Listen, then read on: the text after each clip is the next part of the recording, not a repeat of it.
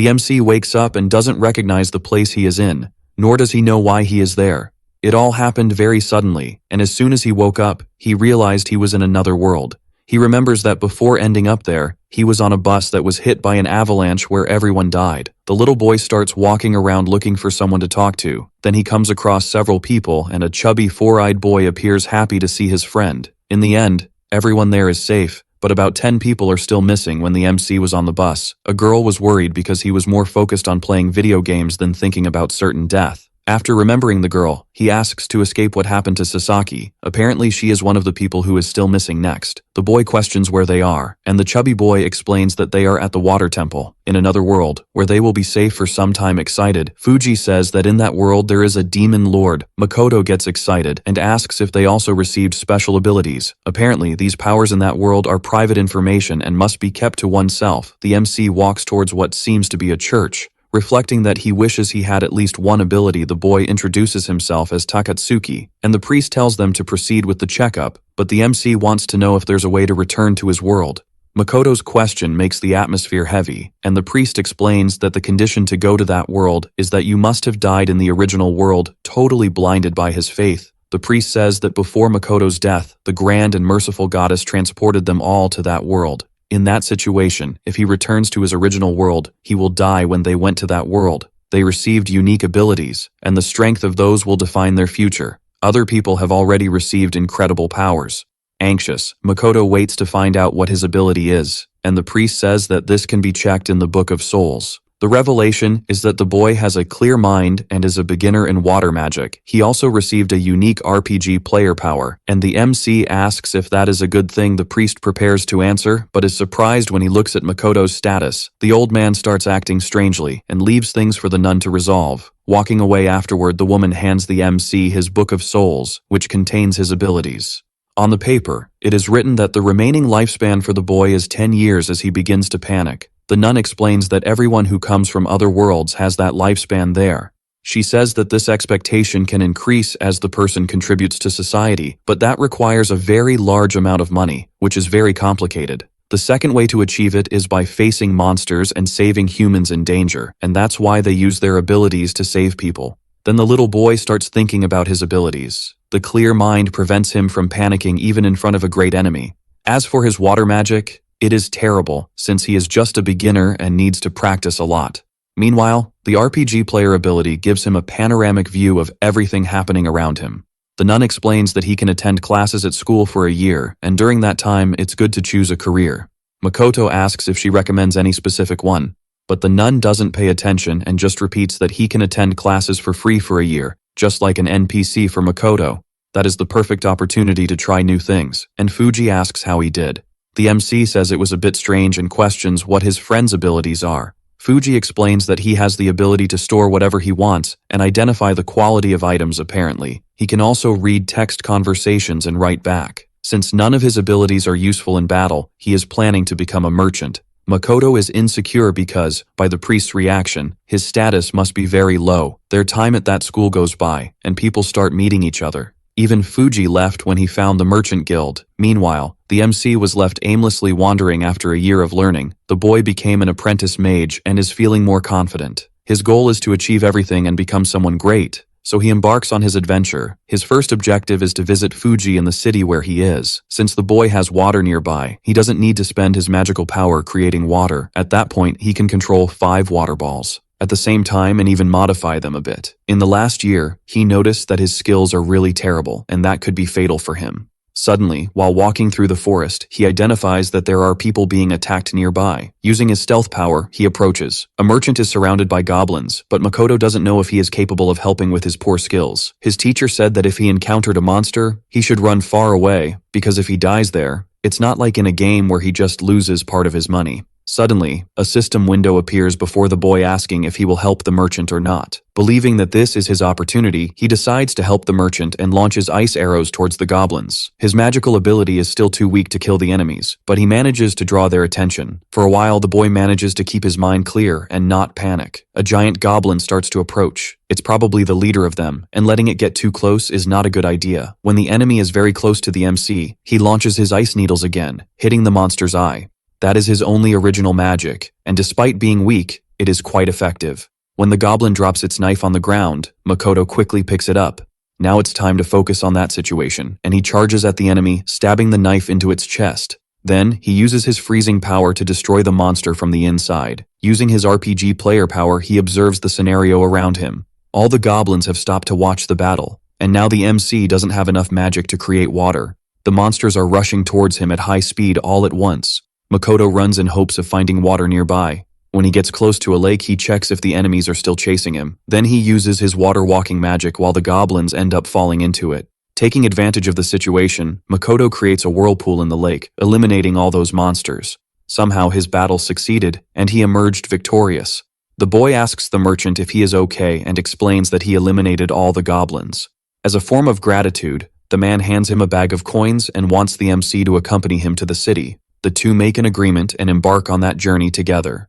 During the night, Makoto takes advantage of the fact that the guy is sleeping and deactivates his clarity of mind, allowing him to relax a bit. Apparently, after that action, his life has been extended a little, although he will still die in 9 years. Suddenly, the boy blinks, and he appears in an unknown place.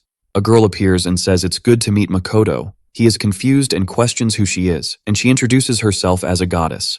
The girl says she has been watching him from the beginning and now believes they need to get a little closer.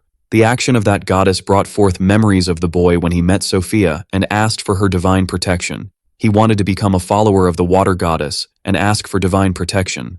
But the girl left, saying it was necessary for him to train a bit more. Now Makoto doesn't understand why the goddess herself is contacting him. She says he doesn't need to believe in the god that everyone on Earth believes in. The MC asks the goddess what her name is. His hope is that this goddess will bless him and raise his level. The girl decides to hide that information, and the boy accepts. He questions whether it is possible to become an adventurer in that world, and the goddess notes that his concern is about his low status. She asks if Makoto doesn't already have incredible skills, and the boy says not as much as a warrior or a mage. The girl asks if the boy remembers any of his classmates and says that they are either dead or missing. Apparently they failed when trying to fight against a demon with great abilities and were too confident in their powers. A clear mind is a good power because it not only keeps calm but also avoids greed, and she also finds the RPG player vision quite interesting. With this ability, he can see everything around him in 360 degrees and even prevent ambushes without difficulty. Makoto asks about her watching him from the beginning and questions why she didn't speak to him earlier. The goddess explains that she had to keep her distance because the water temple was governed by the water goddess, but now she wants the boy to become one of her followers. For the boy, something about that goddess seems suspicious. In RPG games, convenient options are usually traps, so he says he will follow his own path. And think about that idea. The goddess holds his cloak and asks him not to leave, saying it's a privilege for a goddess to speak directly with her follower. The MC reflects that this is true, since even the priest can only contact gods through their voice. Makoto questions whether that goddess is really real, and the girl throws a fit, saying yes. Since she is a goddess, of course, she can read his mind without difficulty. She grabs the boy's hand and says, it's hard to go to that world and wants to know if he really won't become her follower. Makoto steps back and asks if he can leave for now, even though she is pleading like that thanks to his RPG player skills. He can see the situation as if he were an outsider in the conversation, and his calm mind helps him maintain his composure. Even so, it's suspicious that a goddess would use her magical charm to recruit him. Then the little goddess starts throwing a tantrum and throws herself on the ground crying, because for the first time in hundreds of years, she had the chance to gain a follower. The girl is willing to do anything for him to become her follower. Despite him not knowing what goes on in that strange girl's head, if she is so enthusiastic about the situation, she will probably treat him well. The system asks if the boy will become the goddess's follower, and he confirms immediately. She starts to become bouncy and excited. Then she asks to take a look at the boy's soul book, and he hands it to her. Then Makoto becomes the first follower of that goddess, apparently.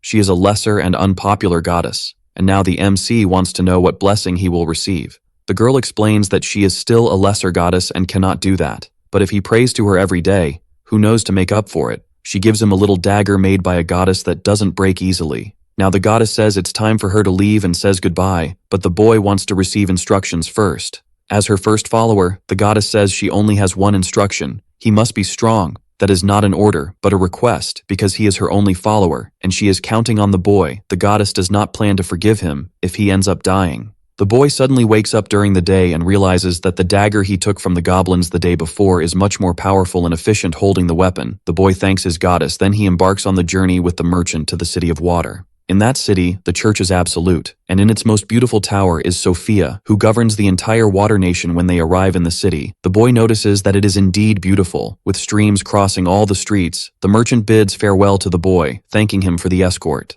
The MC sets out in search of Fuji and finds a huge store. Makoto observes that probably thanks to his good skills, in 9 months he has managed to get his own store. But when the MC enters, he is greeted by a girl. Fuji has always had a lot of love for animal girls in video games, so it makes sense that he hired that girl for his store. The MC asks the little girl if this is his friend Fuji's store, and she questions if the boy is looking for business, but he says he is a friend of the boy. Astonished, the seller asks if Makoto comes from another world, and he confirms immediately. The girl runs off to call Fuji to see his friend. When the four-eyed boy arrives, he is impressed to see that it really is Makoto. The MC comments that the boy seems to be doing very well. Later, the duo of friends meets in a bar, and the MC asks if Fuji is doing well with business, to which he replies yes, and Nina is an excellent assistant.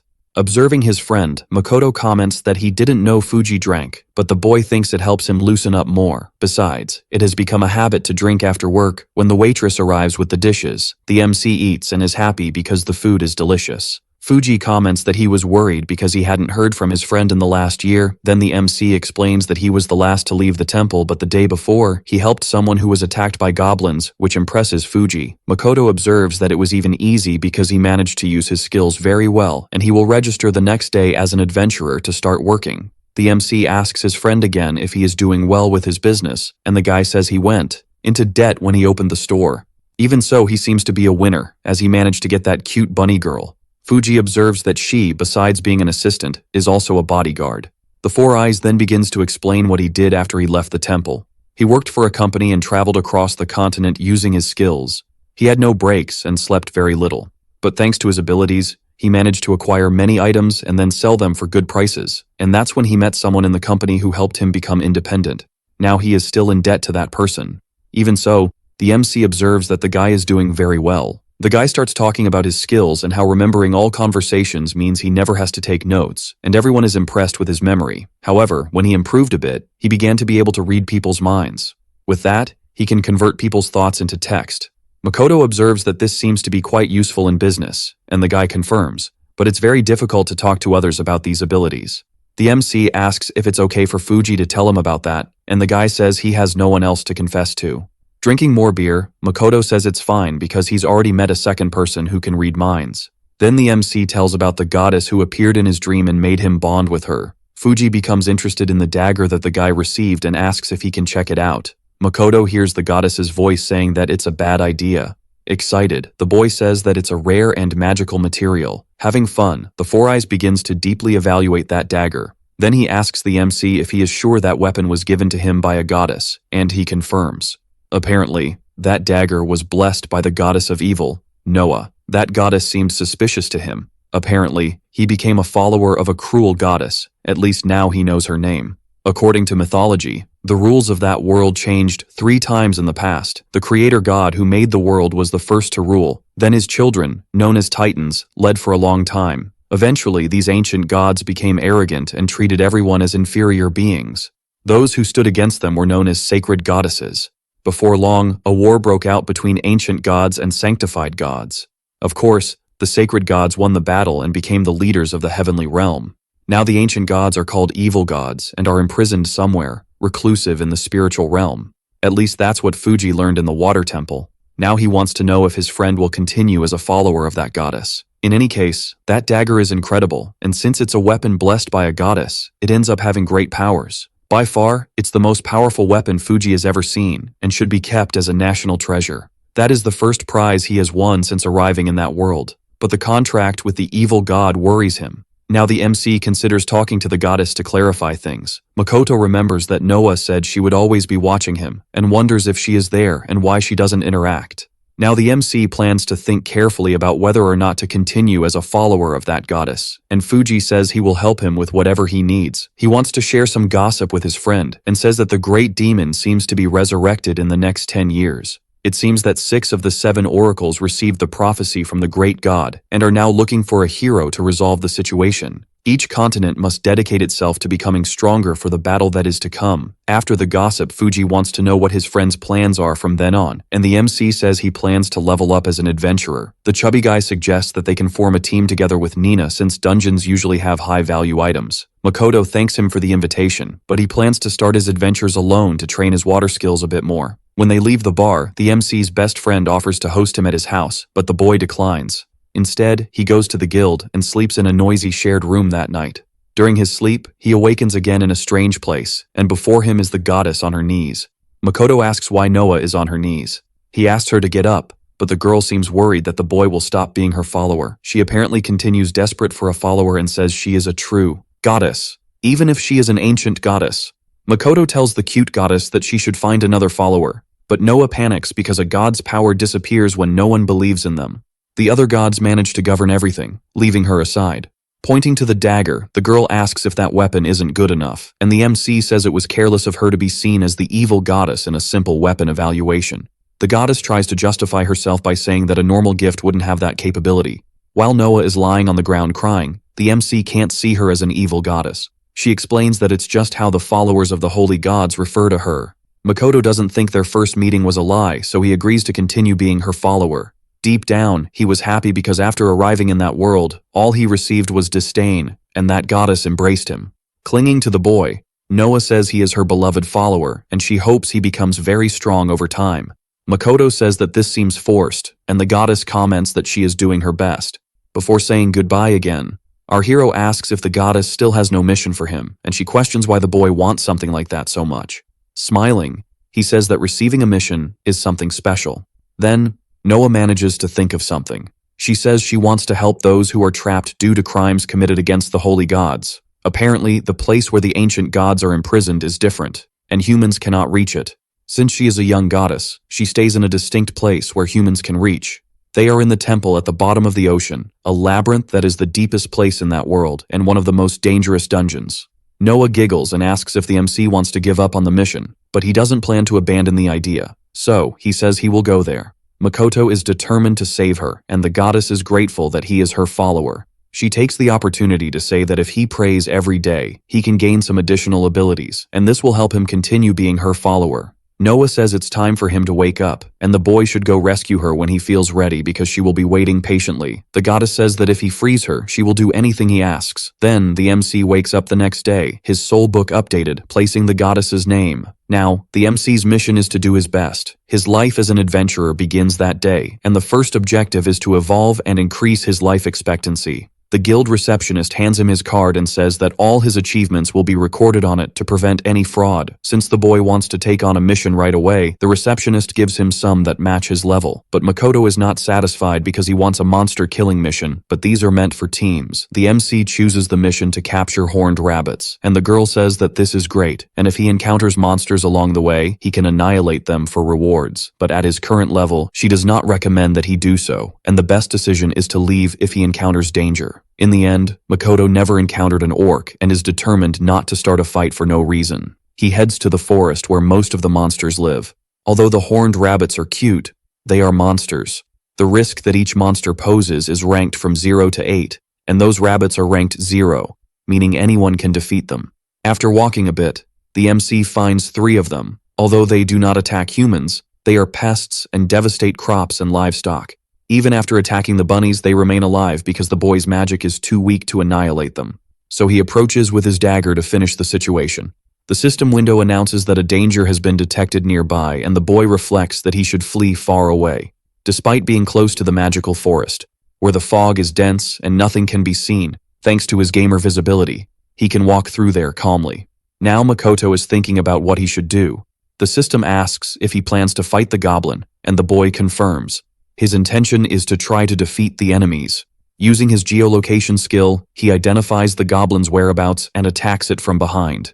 Everyone is impressed that the MC managed to defeat the goblin alone. 3 months earlier, he was able to complete his mission with the horned rabbits, and the guild was surprised to learn that he defeated 5 goblins. The guild receptionist could hardly believe the whole situation, even. So, the MC didn't feel guilty, as everything he did was incredible. After that, Makoto began to annihilate goblins every day. In despair, the receptionist asks the boy if this means there are goblins near the city, but the MC comments that he is the one hunting these monsters. Worried, the little girl comments that the magical forest is very dangerous for beginner adventurers. It seems that people believe he is putting too much pressure on himself trying to increase his adventurer rank, but Makoto only plans to extend his lifespan.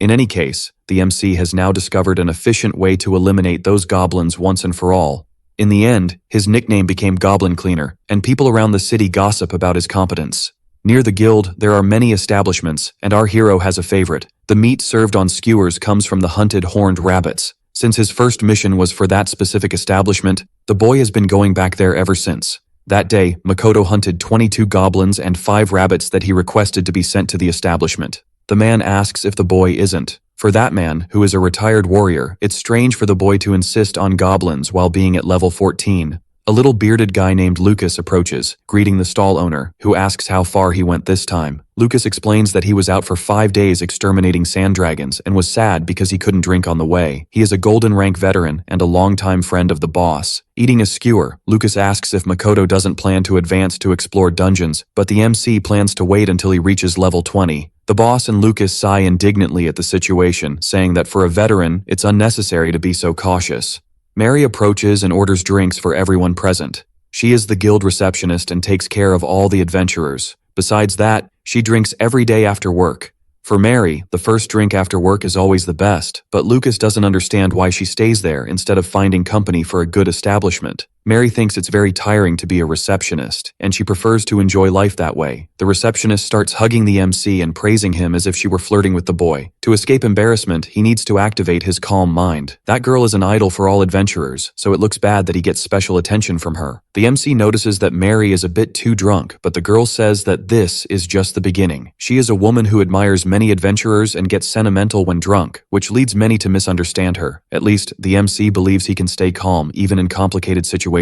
Adventurer Jean approaches, complaining that the boy thinks too highly of himself just for hunting goblins. He is a newcomer to the city, but has managed to level up quite a bit in just half a year. In any case, Jean seems to be jealous of the MC because he managed to level up in just 3 months. Lucas says they should get closer and support each other. Mary tells Jean not to treat Makoto badly just because he is a sweetheart. For the boy, Jean is difficult to deal with because he walks in a trio, but it's strange that he is always accompanied by 2 girls. His companions try to downplay the situation, saying that Jean doesn't need to worry about Makoto. Apparently the warrior is hunting an ogre, which will guarantee him a level up. Jean's goal is to reach the steel rank before our hero. Mary tells the MC not to be bothered by that clueless adventurer, but Makoto is calm hunting goblins. Lucas mocks him, saying that killing goblins isn't exactly acting cautiously, but for Makoto, that is very easy and just a daily activity. There is no possibility of anything bad happening. The next day, the boy annihilated 20 goblins and plans to hunt some rabbits afterward. A loud noise startles him, and Makoto wonders if there is danger nearby. Using his skill, the MC begins to map out to find an enemy. Then, he comes across a giant ogre. It's very risky to fight such a large and powerful enemy right away, so he thinks about returning to the guild to report what happened, but he hears a scream. Apparently, Jean and his team are being attacked by that huge monster. Despite Lucas telling him to be careful, Jean doesn't seem to have paid much attention to the advice. For the adventurer's companions, this is even more dangerous, and Jean only cares about saving the nun. This causes the mage to fall behind in despair. Trying to escape, the mage ends up tripping and falling. Apparently the situation is not good for her at all, and the system asks if the MC wants to save her. Makoto doesn't plan to help her because it's too risky for his ranking. Even Noah tells him to abandon the girl, but the young man feels guilty. Time is short, and the ogre is right in front of the girl, ready to end her life. From a distance, Jean shouts for the mage to run away, but he doesn't have the ability to help her. Not wanting to let the little girl die in vain, our hero attacks the ogre with some ice needles. Then he panics, telling them to run away from there. The mage leaves, and the MC stays for that battle. Then, his goddess shouts that she won't forgive him if he dies. Makoto draws his dagger, ready to start that battle. The MC's plan is to act carefully, but at that point, he has very little magical power left. Even after taking such damage, the ogre continues to regenerate. Since his attack power is very low due to his magic, he doesn't have many options other than to try to dodge the attacks, and that's what the MC does. If that monster steps on him, death will be instant. At least his skill prevents him from panicking. Thanks to his mapping skill, he managed to find a swamp.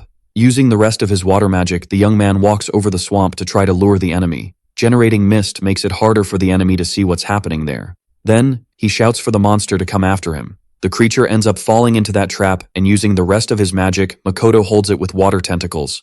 After some time, the monster is defeated. Jean can't believe that the MC defeated that creature alone. The little adventurer says they should report the situation to the guild, and Makoto tells him to take the ogre's head to the city. When they arrive, Lucas is showing off that head to celebrate and trying to make people guess who defeated the enemy. Very excited, he introduces Makoto, saying that he is no longer just a goblin annihilator. Now everyone in the city admires him, and there are no more nicknames about goblins. The chief says that on that day, Makoto is a hero, but the MC is only thinking about taking a good nap. While the young man drinks a glass of water, the mage he saved earlier appears to talk to him. She has red hair and eyes and is incredibly beautiful. Moreover, judging by her pointed ears, she is an elf. The mage introduces herself as Lucy and thanks Makoto for saving her. After defeating the ogre, the young man's life increased by a week, but due to emotional dramas, it decreased by a week, so he will avoid ogres for a while. Lucy comments that it's amazing he managed to defeat an ogre alone, but the MC says it was just luck. The girl says she has advanced magic and doesn't know how to handle it.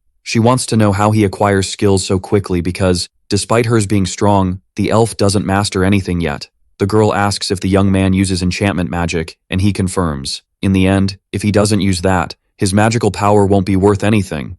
But for Lucy, that's too much. Then, the MC reveals to her that he started learning magic only a year and 3 months ago. He says he came from another world, and the elf questions if he is one of those heroes that appear from time to time, but the MC makes it clear that he was just a classmate of those heroes. His classmates who had great power became famous quickly, but he is far from that. The elf gets excited and says that people from other worlds are amazing, but Makoto tries to explain that his status is low. She doesn't care about the explanation and asks if he doesn't want to form a team by her side. Since the young man is quite tired, he can't even activate his calm mind skills and feels nervous about the situation. The elf's face is too close now. Jean and Emily appear, indignant, questioning if she is going to abandon the team right after joining like this, but Lucy says she doesn't do business with those who abandon her. Trying to justify himself, Jean says he didn't have the means to save both of them, but Lucy argues that she doesn't need such a weak leader. To appease the fight between the nun and the elf, Lucas and Mary have to show up to hold them back. So Lucas asks if Jean has anything to say to Makoto. Worried about the situation, Jean apologizes for everything and thanks the MC for saving him, but the boy doesn't mind much about it. Apparently, Jean takes everything very seriously. Lucas questions if Lucy will really join the MC, and she says yes.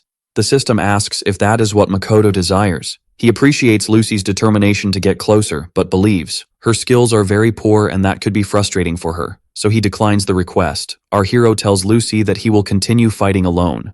The elf questions why, and the MC says he doesn't even know her. Trying to argue about the situation, Makoto extends his status sheet to her, saying it is very disappointing.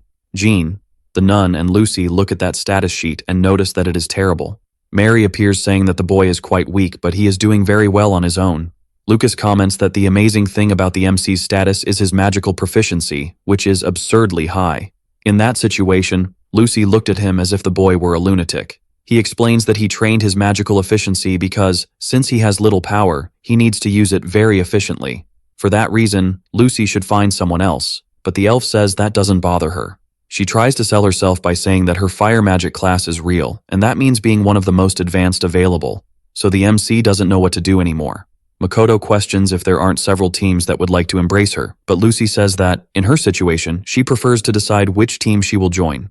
The nun says that's not how it works, since Lucy manages to get kicked out of every team that takes her in less than a month. The two girls start trying to fight again. Lucas explains that Lucy has good skills but doesn't know how to use them, and that makes teams kick her out. Observing the situation, Makoto reflects that they will be a pretty bad team since he has no magic and she has it, but doesn't know how to use it. Even so, Lucy is determined to practice so they can evolve.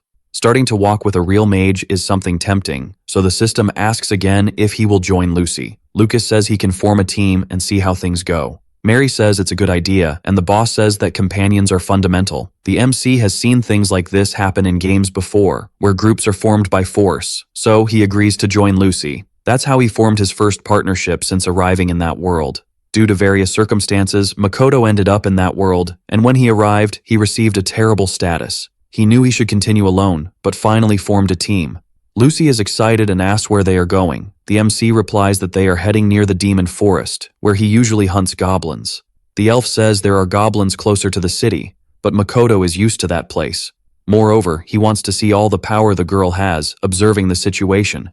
The MC notes that he will need to keep his calm mind ability active all the time to be next to such a beautiful girl. He asks if Lucy is an elf, and the girl says she comes from the elf village. Impressed, he questions if elves usually have red hair and eyes, but the girl says she is a mix of races. Perhaps the question was insensitive. Lucy explains that her grandfather was the chief of the village, so if anyone treated her poorly because of her impure blood, they would be expelled. Makoto notes that having his first companion as an elf is a great topic to bring up with his friend Fuji.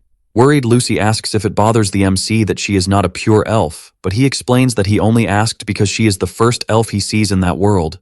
Talking with a teammate is quite complicated, and there is an awkward silence. The duo approaches a river, and Lucy informs him that it can be dangerous to cross there. But the boy is calm. He walks on the water without any problems.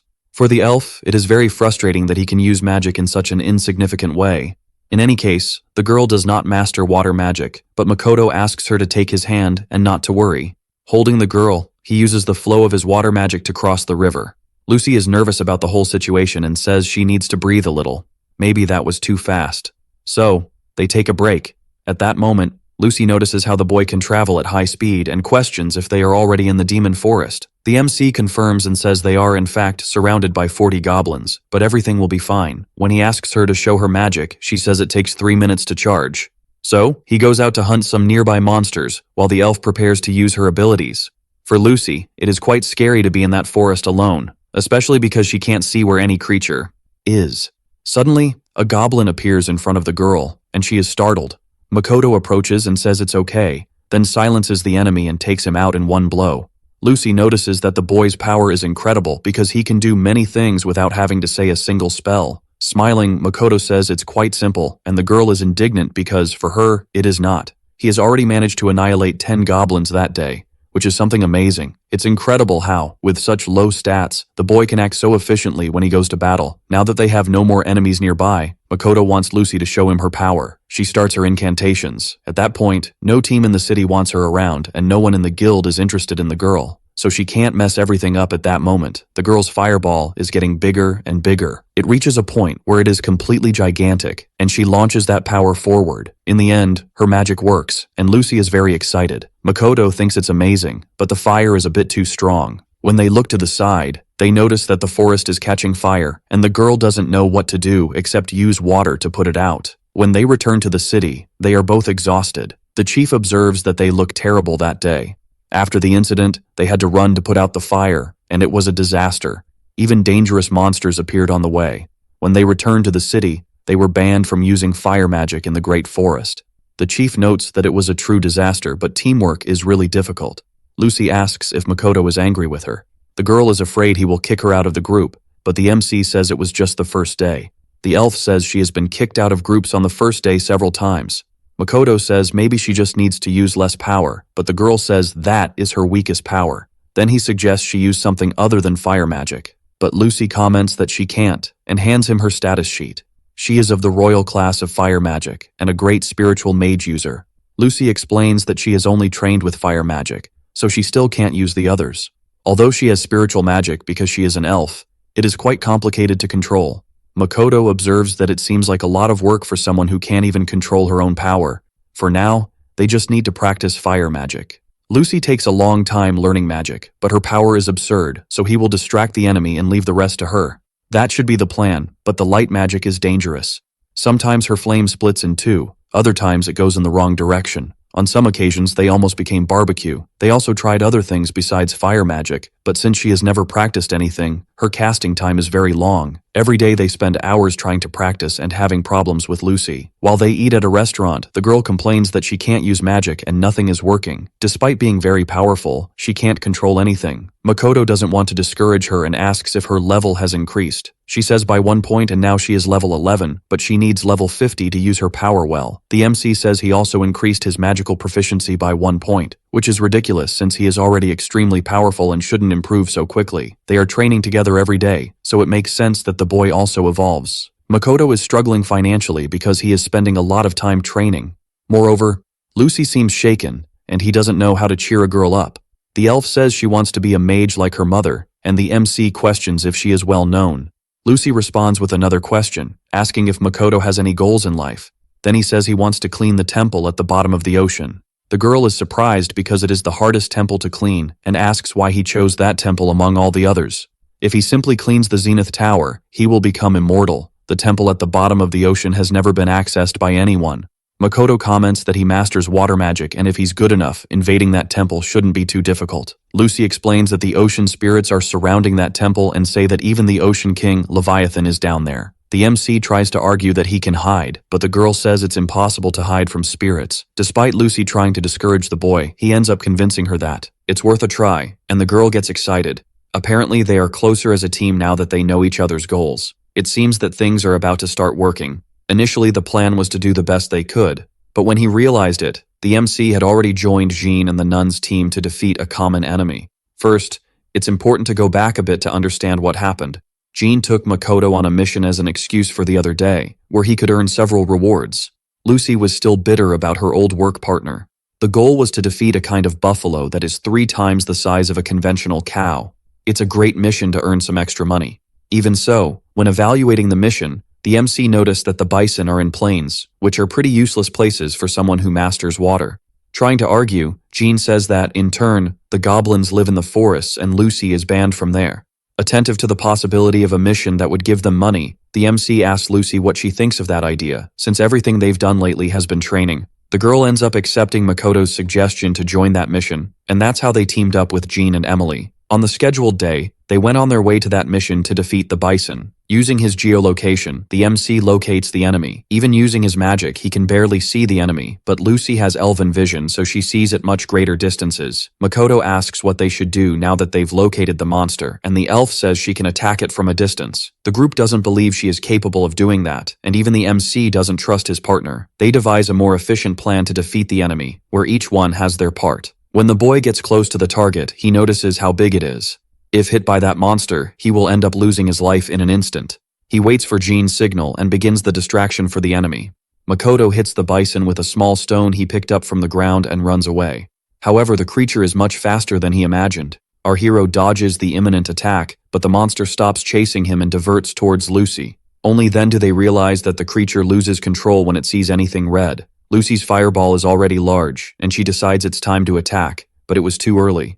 Once the bison takes a direction, it's hard to divert, but since the fireball was still too small, it ended up escaping unscathed. Using his water magic, the MC creates an ice floor that makes the bison slide. Jean is impressed with the boy's skill, but now the MC wouldn't be able to cast another spell like that since he spent his power.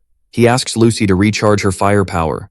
Jean commits to saying he will buy them some time and then generates a whirlwind of wind to distract the bison. Makoto wonders how long it will take for Lucy to finish her magical casting. The MC takes the lead and says he will distract the monster again, and Jean should wait in the back. He draws the bison's attention, which runs in his direction once more. When the creature gets close enough, he uses his remaining ice magic to create a layer that temporarily blinds the monster. This way, it will be easier to hit it, but now the MC has no magical power left. Jean gets nervous about the situation, but says he will take care of the rest. Using his shield ability, Jean creates a kind of barrier that will hold the monster for a little while. Emily shouts at the duo of boys that Lucy is finally ready. She launches her powerful fireball at the monster, which cannot react. In an instant, the bison falls lifeless to the ground. Jean feels guilty because he thinks he didn't do enough, but the MC tells him he helped a lot. The elf observes the dead bison and concludes that it is dying of hunger and could devour it right there. The group is happy that it has finally come to an end, and in the end, Lucy managed to handle the enemy. Suddenly, Makoto feels the presence of something. He shouts to the group that there is a strong enemy nearby. When they look up, they see a giant winged animal that is about to finish them all off. After dragons, griffins tend to be the most famous and dangerous creatures in magical worlds. In the RPG games that the MC used to access in his past life, these creatures were quite interesting. Usually they appear as bosses in some difficult level to pass, and you should not encounter a griffin when you still have a low level. Jean tells them to move away because the griffin is probably after the bison's meat. Although that is their prey, there is no way to compete with such a giant creature. As they try to gain distance, the griffin starts to stare at the group, making the MC nervous. Monsters of that size usually prefer prey that possesses great magical power, like Lucy, so the griffin is actually trying to go after her. The monster charges towards the elf, and the MC manages to dodge with her, saving her life. However, apparently, they will have to fight against it. When the griffin attacks again, Makoto has to dodge once more, holding on to the girl. In the end, the girl ends up getting a scratch from the monster because Makoto isn't that good at evading with two people at the same time. Trying to solve the problem, our hero asks if the girl can cast spells while dodging enemies, but she says that is impossible. Lucy needs some time to cast a spell, and dodging attacks while doing so is not something feasible. Jean observes that if that thing keeps flying like that, they don't have much to do. When they look up, the griffin is about to use magic in their direction, and the MC has to act quickly to escape. However, he ends up getting hit and thrown far away. Lucy is also caught in that attack and is unconscious. Trying to save the group, Jean draws the griffin's attention entirely to him. The boy is trying to distract the monster while he and Lucy recover, but it's only a matter of time before they get caught. Makoto isn't useful with little magic left, and his goddess's dagger isn't very functional against flying animals. Moreover, in that open field, there is no place for them to hide, which means that this is the end for the group. The evil goddess Noah tells Makoto that he is her main priority and questions whether the boy will abandon his friends behind. However, the MC doesn't want to leave anyone behind to escape. He activates his clarity of mind to the maximum to think of a way for the four of them to escape alive. After reflecting for a few moments, Makoto has an idea. He grabs Lucy by the shoulder and asks if the elf trusts him. Lucy says she has been saved by him before, so she fully trusts the boy. He asks Jean to buy them some time. While Jean distracts the creature, the MC asks Lucy to start increasing her magical power because he will handle the final control of the situation. Makoto holds on to the girl and asks her to expedite the situation. The MC learned, while he was still studying, a technique that allows mages to connect their magic to control it. It's a power that can only be used when your magical proficiency is 50 or more, and is also a very quick way to teach someone to use magic. The power doesn't work without the correct attributes, and the boy only knows how to use water magic. But since he has high magical proficiency, maybe it will work with Lucy. His plan is to use synchronization to control the real magic and direct the attack. Unlike his magic, what Lucy possesses is almost like a tornado. The system asks the boy if he wants to synchronize with Lucy's magic, and although he says yes, the system asks again. As he doesn't have many options, he ends up accepting it and asks Jean to get out of the way. Using fire magic, he launches a tornado towards the griffin. Lucy is impressed because the magic is stable, but if the MC loses control, it could go very wrong. The griffin continues trying to dodge that blow, but Lucy's power is so strong that it is not possible. Hit by the magical attack, the creature begins to fall from the sky and Jean cuts off its head. The enemy is finally defeated. Emily is emotional and hugs Jean. Meanwhile, Lucy is in despair because Makoto is literally on fire. Noticing that he has been using a clear mind all this time, the young man deactivates this ability. At that exact moment, he begins to lose his sense of things and faints. The MC wakes up in that same old dream and meets Noah, but this time the goddess seems very angry with him. She asks if the boy remembers the last thing the goddess told him. Noah had told him that the young man was her only follower, and she wouldn't forgive him if he died so easily. Makoto decided to synchronize with an attribute he does not master, and was attacked by that magical power from Lucy. The MC asks the goddess if he died, and she replies that at that moment they are trying to resolve the situation in the best way they can. His whole group is running towards the city to try to save him. Makoto apologizes to Noah for being so reckless, and the goddess says that normally those injuries should have killed him, but in the boy's soul book there is now the blessing of goddess Noah. Apparently the young man's daily prayers granted him a blessing that saved him. Another advantage he gained is becoming a spiritual user just like Lucy. Noah explains that the gods get along very well with spirits, and that's why he gained that ability. The MC thanks for the blessing and says he will use it very well. Now it's time for Makoto to awaken, and he asks if he can call Lucy to be a follower of Noah. The goddess explains that since she was punished for challenging the divine realm, she can only have one follower every 10 years. However, she is very pleased to have Makoto by her side. The two say goodbye, and the young man wakes up lying on a bed with bandages. Lucy is by his side waiting for him to wake up and hugs him upon noticing he is alive. Emily appears and asks Lucy to be careful with the boy who is unconscious at noon. The guild was in complete shock when they learned that they faced a high-risk monster. Lucy and Jean ended up being very well recognized because they were the heroes responsible for taking down the griffin. At that moment, a huge party is happening in front of the guild. Makoto comments that Jean must be having a lot of fun since he always gets along well with girls, and Emily runs off to stop her beloved from flirting with others. The MC questions if Lucy doesn't want to go down to enjoy the party since she is the hero of the day, but the elf says she would like to stay by his side. Moreover, she was very surprised by the young man's synchronization power and his ability to change the form of fire. Smiling, Makoto says that was probably the result of his daily training. Then, he apologizes for being careless and making her worry. Besides, it could have gone very wrong since he does not master fire magic. Lucy apologizes and says it is her fault. Feeling sad, the elf says that it is probably because of her demon blood. Confused, the MC questions if she is not an elf, and Lucy explains that her mother is an elf, but her father is not. Her father was a demon whose body was covered in flames, which is why she has a strong magical fire attribute. Thanks to this, the girl has great resistance to fire and enormous magical power, but she cannot use weak magic or control her firestorms. The reason he started to catch fire was that he tried to synchronize precisely with her. Lucy tries to say that it's not good for them to continue forming a team, but the MC argues that they can just try to do something else if that happens again. The girl is confused that Makoto still wants to form a team with her. Lucy tries to explain that because of her, he ended up hurt and has been useless so far. Moreover, her recent training hasn't helped her at all, and the girl believes that Makoto is only accepting her into his group because Lucas asked. Holding the girl's hand, the MC says he needs her. The atmosphere becomes tense and very romantic. When he looks at that situation from an RPG perspective, it's all quite embarrassing. Maybe he has gone a bit too far, and Lucy is blushing, saying she will do her best. The MC can even hear Noah's disapproval. In the following days, Makoto spent his time treating his injuries and resting. Meanwhile, Lucy worked on improving her firepower. During meals, the girl explained a bit about her new ability with spirits. Since the young man is bad with magic, he intends to read some beginner books later. However, Lucy says he won't find books about spirit magic in that city. There aren't many users of this type of magic there. So, Makoto doesn't know what to do anymore, but the elf has an idea. The elf asks if he has been sleeping this whole time at the guild, and the boy confirms, saying he doesn't have enough money for an inn. Lucy starts to get very nervous but tries to explain that her parents send her money so she can stay at the inns in the city for quite a while. Since the girl believes that the MC needs a decent room to rest, she is willing to invite him. However, at the exact moment Lucy decides to make the invitation, Mary appears asking if Makoto is hurt. The elf tries to get Mary to leave, but the guild receptionist brought the MC a book about language with spirits. Makoto thanks her for the gift, and the blonde girl says it's just a loan from the guild. The MC gets excited about that little book and says he is finally safe to study the language of spirits. Lucy is indignant that he didn't care at all about what she had to say, and is now in a bad mood with the boy. After Makoto's wounds healed, they went out to hunt but encountered an unexpected monster. Because of that, they ended up covered in mud while fleeing. Since Lucy didn't want to go to the city looking filthy like that, she decided to take a bath in a hot spring nearby.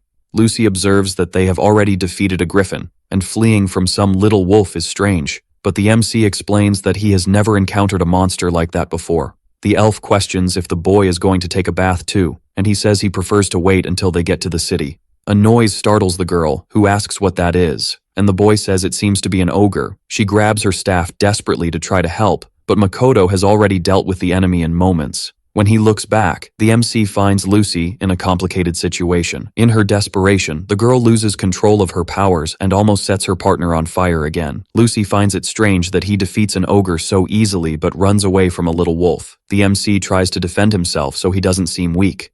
To Lucy, the boy is quite odd. Spirits cannot be seen or heard. They are everywhere all the time. That language is what the Titans used to communicate with them long ago. According to that book, it is possible to find several water spirits around water sources. The spirits communicate through water and can generate it as well when convenient, and the MC stands up excited to test what he learned. Lucy suddenly appears, indignant that the boy is walking on water. Since Makoto is almost completely healed, he thinks that's an exaggeration. Noticing that the MC is reading the book Mary gave him, the girl asks if he thinks he can use spiritual magic. The boy says that having learned about it in those days, it would be impossible to start from scratch, especially since the pronunciation is quite difficult. Short phrases in the spiritual language become enormous. When the boy says a short sentence from the book, he ends up making it rain water over both of them. The elf complains, saying that now she is soaked, but the boy says he can easily fix that and uses evaporation magic. Lucy leaves, saying she has things to do and tells the boy to take care. After she leaves, he wonders where that water that fell on them came from. It's a quantity far beyond what he can generate alone, but the boy didn't manipulate the river water that flows through the city. So, he questions whether he used the spirit's power, and if it's that simple, then he decides to train a bit more and says the spiritual word again. Now, Makoto is excited because the spirits can indeed generate water for him to manipulate, even in places without water. That will make it much simpler to become proficient in using water magic. He got excited, but that ended quickly. Lucas observes Makoto's paper that says he has 99% proficiency in water magic, which is the highest seen so far. Lucy notes that this is incredible and is amazed by her companion. Even so, the MC believes that it is still not enough for him. All he can do so far is put out a little fire, even mastering spiritual magic. He's been training and evolving various parts of his abilities. Still, his power remains weak. Lucy is doing well, and Jean has joined another team along with Emily, so they can no longer go on adventures together. Makoto feels sad because now he is being quite pessimistic, so he steps away and says he will go to sleep. Lucas tells Lucy not to get discouraged because Makoto should return to normal soon. The young man's lifespan has increased a bit thanks to the defeat of monsters, but now he doesn't know exactly what to do. When he arrived in the world, he trained for a year but couldn't get stronger. Still, he managed to become an adventurer using his skills. That isn't a big problem, but it's bothering the young man. When he sleeps, he wakes up next to Noah.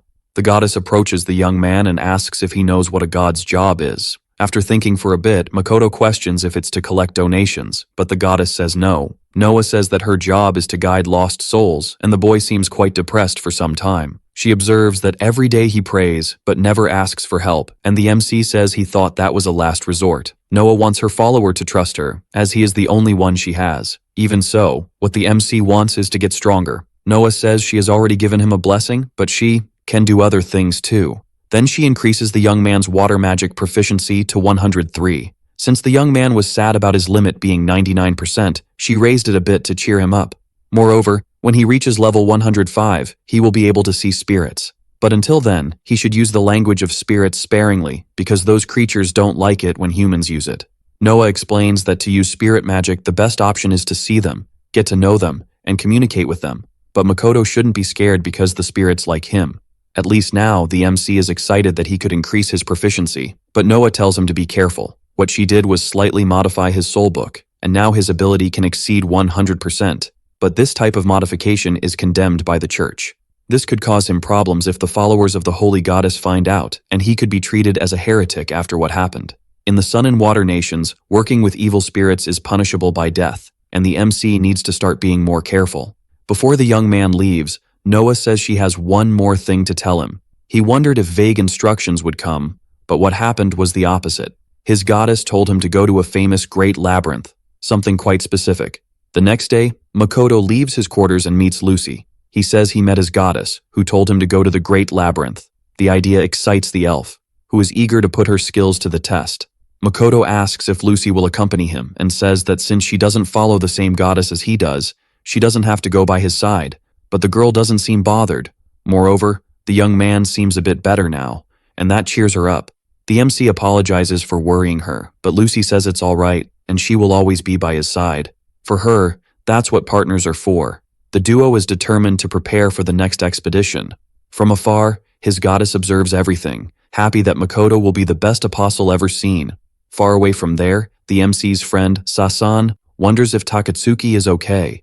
At the guild, Mary becomes worried when she finds out they want to go to the labyrinth dungeon and asks if they shouldn't look for a simpler one. Makoto says he has already decided on the dungeon he will go to, and Lucy says that is the leader's decision. Mary admits she is worried about the young man and wants him to return safe and sound to the city.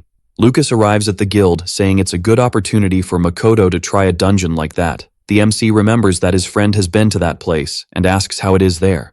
The adventurer explains that it is divided into 5 levels: high, medium, low, deep, and even deeper. He stayed in the deep, but he doesn't think Makoto is capable of handling that.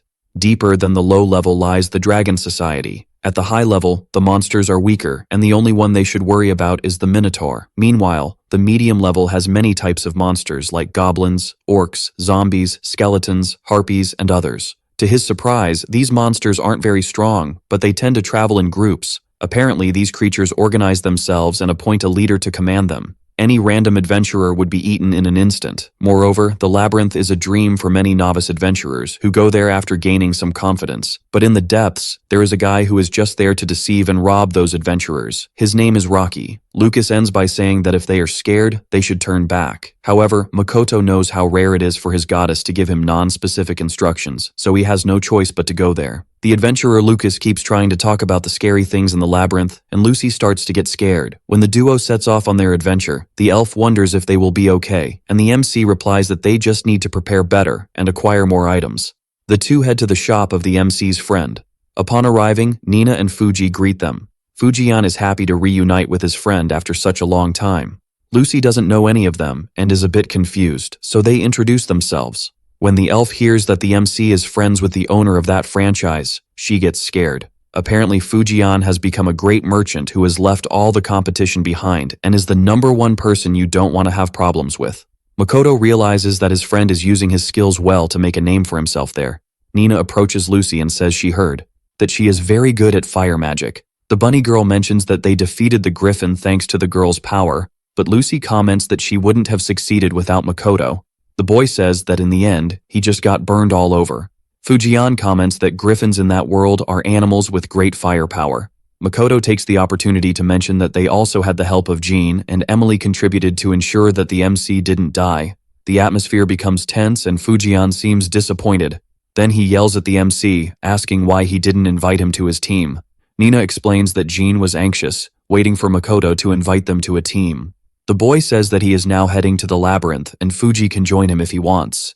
The MC's friend says that as long as he is in a team with the MC, he has no problem adventuring and can help them with transportation and whatever else they need. Then he says he will pick them up in the morning and they will travel together. The next day, he and Lucy go to the agreed meeting place. The elf shares that she doesn't think it's a good idea they asked for transportation from such an important person. Makoto isn't worried because he believes his friend will take them in a carriage, but when he least expects it, he notices that Fujian has shown up with a military airship. They board the vehicle and take off flying.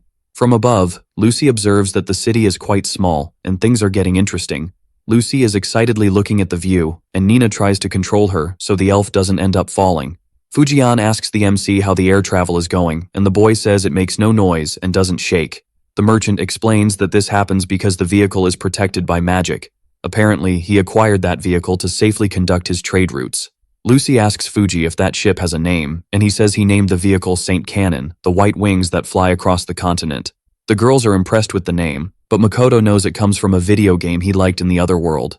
Fujian says they should enjoy the flight because the journey will only end the next day, and Nina says she will show them their rooms.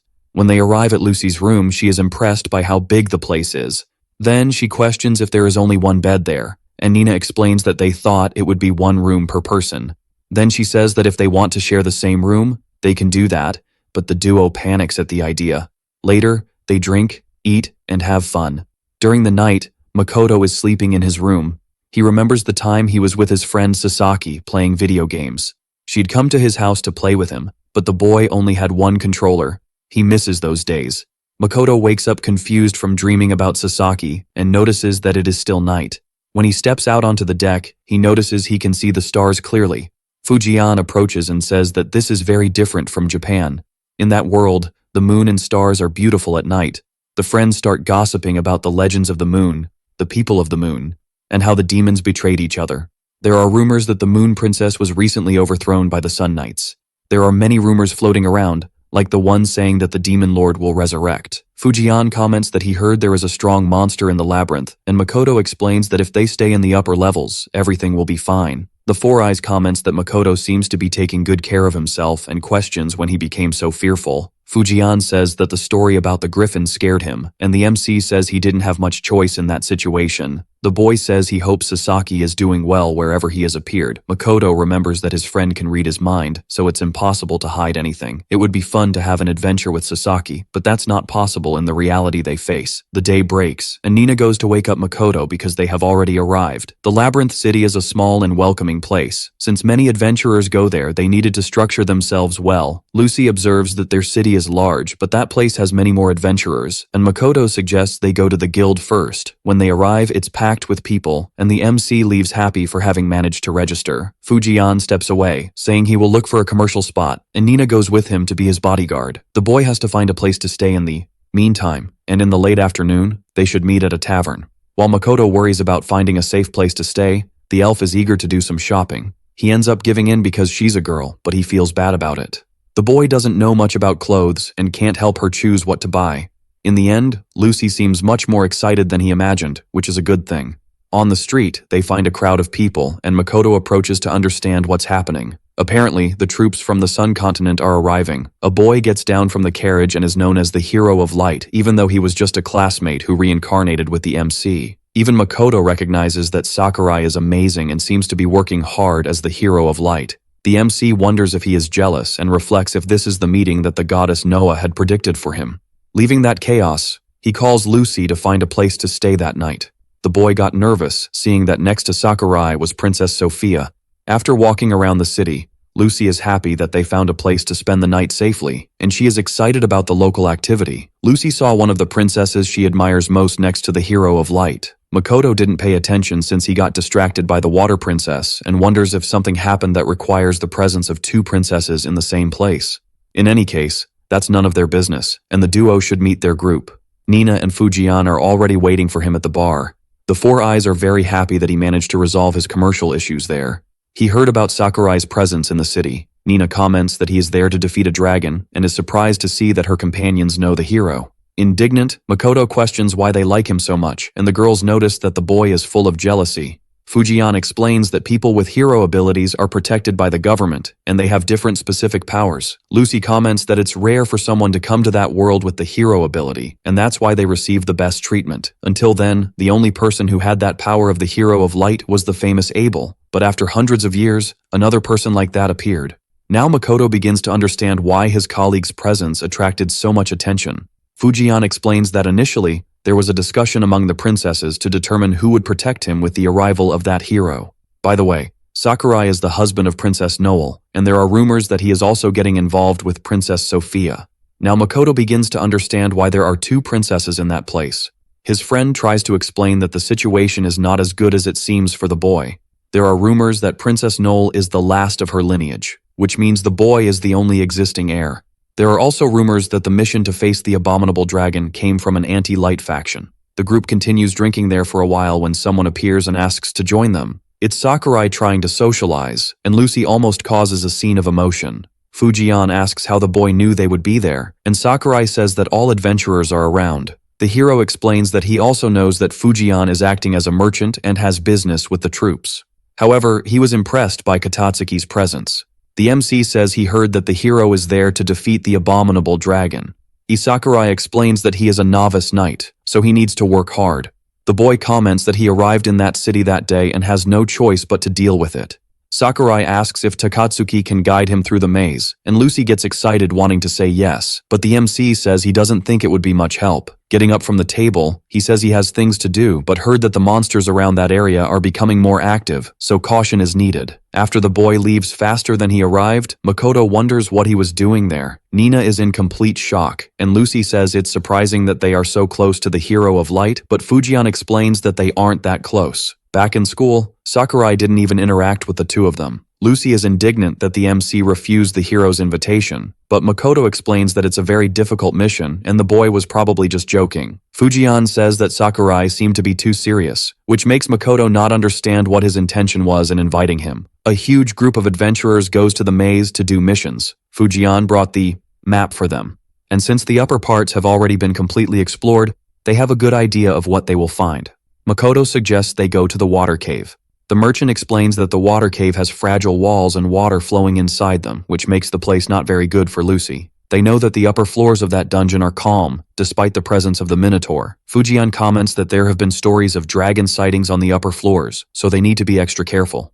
After some time walking in the dungeon, Nina has already defeated several enemies. Makoto is worried because he can only face the enemies that Nina leaves behind, but his friend tries to explain that it's good to take it easy. Nina wants to go to a specific place in the maze where they can have an excellent view of the area. Since the place is popular, there's even advertising about tours conducted in the space. The bunny girl explains that it's a popular spot for adventurers and couples. Lucy gets excited and says they need to go there. When the group arrives at the huge waterfall, they see that the place is indeed beautiful. Suddenly, the MC feels his danger detection ability alerting him. The boy's head starts to hurt a lot, which means the danger is stronger than he could imagine. Suddenly, a huge dragon appears before them. Makoto is thrilled to see the dragon for the first time and finds it amazing. Lucy says they need to run, but she ends up falling when the ground beneath her breaks. The MC throws himself behind the girl to try to save her. The duo falls into a wet place. Makoto wonders if this is the intermediate floor of the dungeon. Lucy observes that it's unfair to encounter a dragon on the higher floors. Even so, she believes the boy can take them up using his water magic, but Makoto says it's not quite like that. Now they have no choice but to look for a way back. The MC says they can use geolocation and avoid monsters on the way. The two walk for quite some time, trying not to encounter enemies. Eventually, they stop to rest a bit. The elf girl is already tired of the situation, but Makoto remains calm without being bothered. The MC reflects that they will manage to return to the top together, and Lucy comments that she hopes so. Suddenly, someone questions if they are adventurers. A little girl, all disheveled, appears before them, saying she needs help. The elf becomes worried about that person and approaches a bit, asking where the girl got lost from her group. Before something worse happens, Makoto grabs her by the arm and asks her not to come any closer. His danger alert went off not long ago. The child suddenly turns into a horrible monster. Makoto tells Lucy to get her magic ready. Meanwhile, the half-human demonized spider tells the boy to give up and accept his fate of being devoured. However, he throws an ice pebble into the girl's eye, blinding her.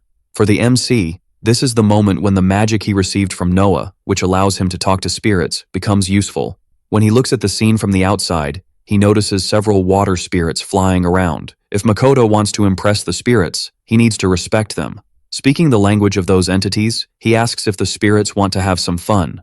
Makoto feels the presence of those beings and notices that they are interested. Then, he creates a water prison against the enemy. Lucy is already ready for the attack and launches her fireball at the creature. However, she ends up losing control and aiming in the wrong place. Even so, the ball lands on the little girl, causing an explosion and ending her. Lucy gets excited about the magic her companion used, and Makoto explains that it was with the help of the spirits. Now that they know there are monsters that can pass as humans, they need to be more careful. Lucy catches the boy's attention when she sees something happening. When he looks around, he sees they are surrounded by hungry spider women.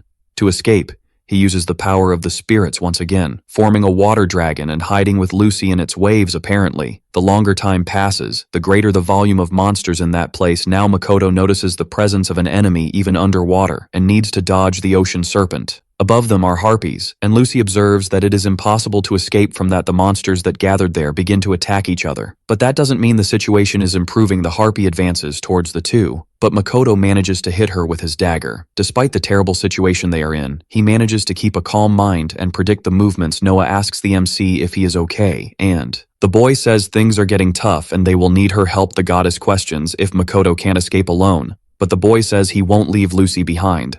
The system asks the boy if he wants to try to escape alone, but he marks that he does not. He says he will dodge the attacks and asks Lucy to prepare to create an opening for them. Another harpy flies towards the duo, and Makoto manages to rip off her wing with the dagger. Apparently, there are 50 monsters or more surrounding them. Most are medium or low risk, but there is one particularly dangerous among them. It is a kind of serpent mixed with a human that is there. Makoto is afraid she will come towards them, and his danger alerts keep beeping with that creature there. Magic is dangerous, and Lucy doesn't seem to have much power left, so he has no choice but to deal with it. Thanks to his expanded vision ability, he can observe the battlefield as a whole and keep his attention, so he decides to turn his back on her in a matter of seconds. The creature flies at him, but she is much faster than the boy imagined and even dodges his ice attack to blind him. The situation has spiraled out of control, and they are not winning the battle. At least the MC plans to protect Lucy. When he looks closer at that monster, he realizes she is quite cute and familiar. The killer serpent stops trying to attack him and recognizes him because it is his friend. Sasaki hugs Takatsuki, and Lucy is desperate about the situation. The elf shouts to Makoto that she will burn that monster once and for all, but the MC asks her not to do that or he will die too. Makoto tries to explain that Sasaki was his classmate from the other world as well, but Lucy is determined that she seems to be just a monster. In light of the current situation, they need to calm down and talk about it, but the priority is to get out of there. The MC asks Sasaki to point them to a safe place to go where there are no monsters. The boy's friend points to the waterfall, and Makoto asks Lucy to deal with the monsters on the way while he takes them there after escaping. They are in a quiet and silent place. Lucy finds it strange that Sasaki is still clinging to Makoto. The boy questions if she really is Sasaki, and the creature asks why the doubt. He replies that the girl seems more like a monster. Sasaki realizes she is in the form of a strange snake and returns to her human form. When she reaches this form, she is wearing those beautiful invisible clothes. But Makoto and Lucy give her their jackets. The elf is still not sure that Sasaki is not an enemy, even though she has given them an escape route. Makoto finally decides to introduce the two. Lucy is jealous of Sasaki being close to him, and the little girl asks if the elf is the boy's girlfriend. The girls are in a romantic crisis, and Makoto asks what happened to his friend for her to be in that place and have that form. Sasaki explains that she woke up in a dark place when she realized it. She was being born as a snake monster in no time. She acquired several sisters. She got used to living surrounded by snakes in her daily life, but food continued to be a problem. One day she saw her companions carrying a human to be devoured. The girl thought about living among humans, but in that form, no one would welcome her well. The girl's great mother asked if something was happening, and she said she would like to go out for a bit. Then the woman observed that perhaps it was time for her to look for her own food, so she said that the next day they would all have their first day out of there. Before leaving the nest, she wondered what the world outside was like. Sasaki was impressed that there was a waterfall underground. Her great mother said they should be careful because there could be monsters underwater. One day the girl looked up, and thanks to a crater, she could see the sky and feel the warmth of the sun. Suddenly, she was attacked by a harpy. Her great mother shouted for everyone to escape because it was already too late for Sasaki. Sasaki fought the harpy to save her life, and the two fell into the water. A huge monster devoured the creature beside her, and the girl had to escape. Everyone was amazed when the girl returned alive to the nest, and the next day they should try to hunt again. The next day they learned about the physical transformation into a human body. When they transformed, they should wear clothes and learn the human language to be able to hunt. Sasaki wondered if this would allow her to live in a human city. Even with a time limit, she might train enough. Her sisters began to find it strange to study this skill so much. Along with her sisters, she started to go on hunts, and her mother was very proud of her. Since that girl was born, none of her daughters had been attacked. At first, Sasaki was scared it was a snake, but then she was grateful to have been born into such a loving family. So she decided to give her best for her family. Makoto is impressed with the whole story, and then Sasaki tells what happened next. A tremendous tragedy in her life. While Makoto was in his battle, the goddess Noa was despairing in the spiritual world. She is outraged because the young man never gives her the attention she needs. But the goddess trusts Makoto, so she believes everything will be fine. Noa wants him to give his best to stay alive. Lucy questions where Sasaki's snake family is at that moment. She explains that one day she was doing her duties as a hunter and taking the opportunity to practice her human existence. But something terrible happened, and when she returned home, several of her sisters were frozen. It was an ice attack that left them very vulnerable since snakes have no resistance to the cold. If Sasaki hadn't been doing her tasks that day, she could have saved her sisters. She was outraged with her older sister, and the two ended up fighting. At that moment, she broke another of the rules, which was to always listen to the elders. That event caused her to drift away from her older sisters, making the situation more difficult. The group that stayed by her side suffered less damage and had better hunts thanks to their skills. She thought she was doing the right thing. Meanwhile, the other group solidified the younger ones so they could hunt on their own. Sasaki began to think about the moment she would leave there to live with humans and how her companions would survive without her. When she stopped to think about it, she concluded that perhaps her older sister was right. The older ones must teach the younger ones to be independent. Her goal was not to make her sisters suffer, so she needed to try to resolve the situation. Therefore, she went to talk to her older sister. Sasaki told her that she had something important to discuss, but the girl asked to go hunting first. They agreed to talk that night, but that day, she was so tired from the hunt that she ended up falling asleep, and when she woke up, something had happened. The harpies had finished off all the snakes and were having fun with the situation. The queen of the harpies appeared, mocking Sasaki for having stayed alive. That terrible woman was on top of Sasaki's mother and said that after hundreds of years of struggle, she had finally managed to end her life. Laughing, the monster shouted for Sasaki to watch closely the final moments of her mother. In front of the girl, she devoured the heart of the mother of the snakes. Sasaki began to despair and begged for help from her older sister, but the queen of the harpies said it was that older sister who had delivered her. To the girl, her sister would never betray them. The harpy asked Sasaki to look where her older sister was. In the claws of a harpy was the head of the girl. To the goddess, the harpy said that one who betrays her sisters must be punished accordingly. After this terrible conversation, she said it was time to leave there, as harpies dominated the mind of a human mage to do that and are ready to end everything. Sasaki thought she was strong as a monster, but she couldn't even move in front of human magic. In that situation, she should have died in the same cold condition as in her past life, but she doesn't understand why and is alive. When she realized it, the harpies had already left. Now her intention is to get strong enough to take revenge. That's why she started hunting all the monsters she encounters on her way. She kept hunting without tiring. It was when she found the human who looked like Takatsuki.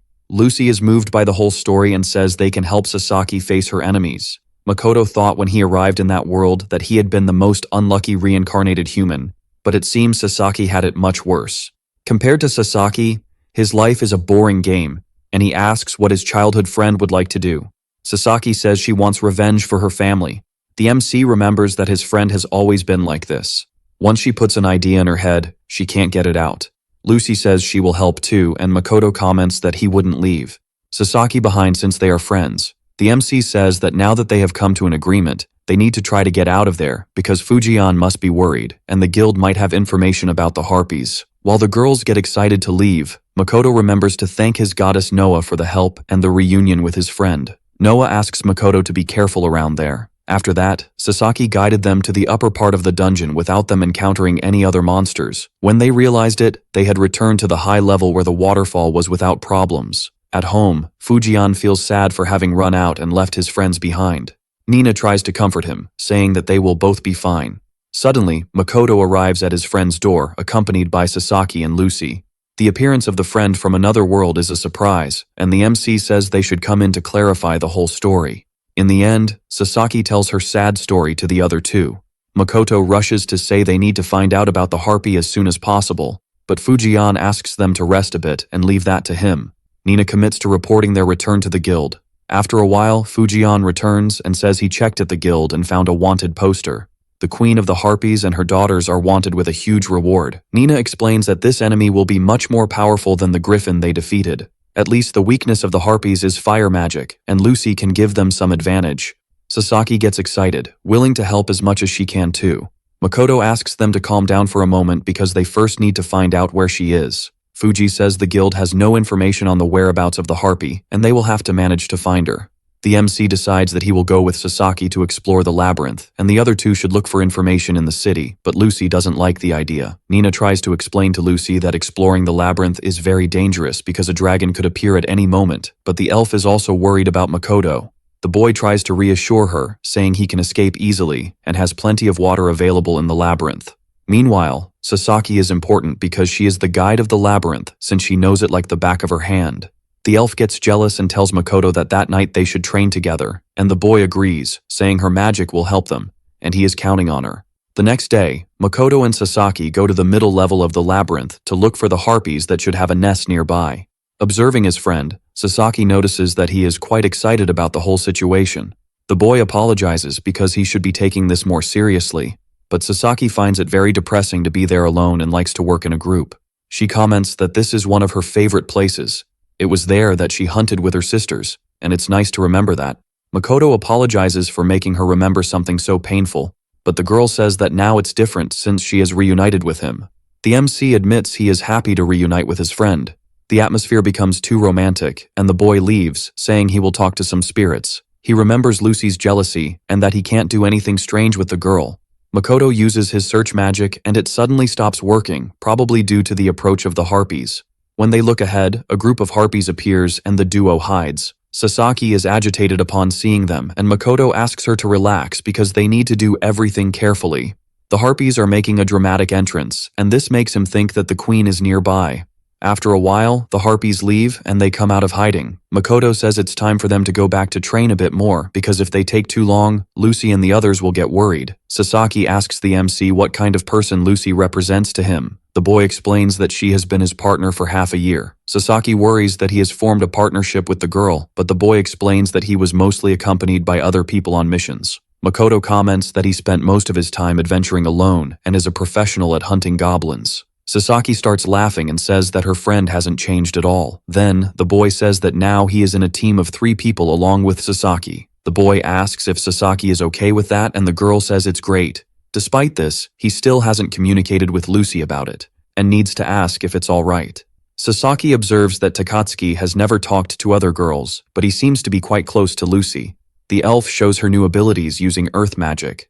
She thought it would be a good idea to mix earth magic with fire magic, and it would be the perfect combo against harpies. They discovered that the hero of light is going to defeat the dragon inside the labyrinth dungeon, and after that is done, the monsters inside should calm down a bit. Lucy asks how the exploration went with Sasaki, and Makoto says they found the nest.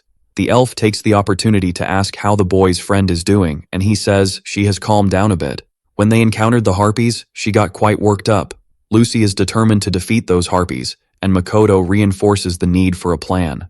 The next day, Sasaki is startled to learn that they are not going to the dungeon, and the MC tries to explain to his friend the reasons why it is still not safe to go there. The girl says she wants to go there as soon as possible, and Makoto tries to say that they are dealing with very dangerous monsters and don't know what to expect, so they need to be prepared. A terrible silence settles in the room. Trying to break that terrible atmosphere, Lucy invites Sasaki to take a walk in the city that day. Fuji agrees, and Nina encourages it since it's the first time she is getting to know the human world. Makoto asks Sasaki to wait just a little longer so they can be prepared when the time comes. All that situation makes the girl insecure, but she understands if it's to defeat those who have harmed her. Lucy manages to take Sasaki for a walk around the city. After seeing the elf's dedication to meeting her needs, the girl questions if she is imposing herself on everyone there. Noticing the girl's fatigue, Lucy suggests they sit down to rest a bit. Sasaki observes that this city is interesting and everyone seems happy around here, even with monsters nearby. That place is quite peaceful. Lucy says she knows they barely know each other and trust hasn't been built yet, but Makoto and she have known each other for a long time. Even though the MC is weak and jokes about it, he has always worked hard to solve things, besides having saved Lucy's life several times, so they should leave that to the boy and rest a bit.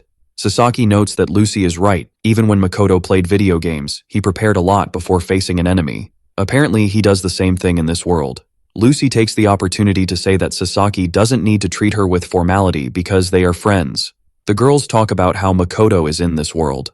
Later, they meet with the boy for a strategy meeting. Fujian says they have good news. It seems that Sakurai and his team succeeded in defeating the dragon, but the situation is not that simple. Even though they defeated one dragon, there are probably 2 more dragons in that dungeon. This means that the monsters in the labyrinth remain active. Sasaki questions when they will invade the harpy's nest. Makoto reflects that the place will only be safe when the dragons have been defeated, but he doesn't know when that will happen.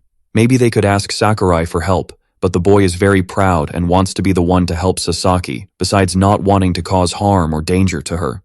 The boy asks Lucy if she feels ready to use her power the way she has been training, and the girl says it will take another 3 days. Then, the MC says they will go after the harpies in 4 days, and the boy will make sure his magic with the spirits is ready.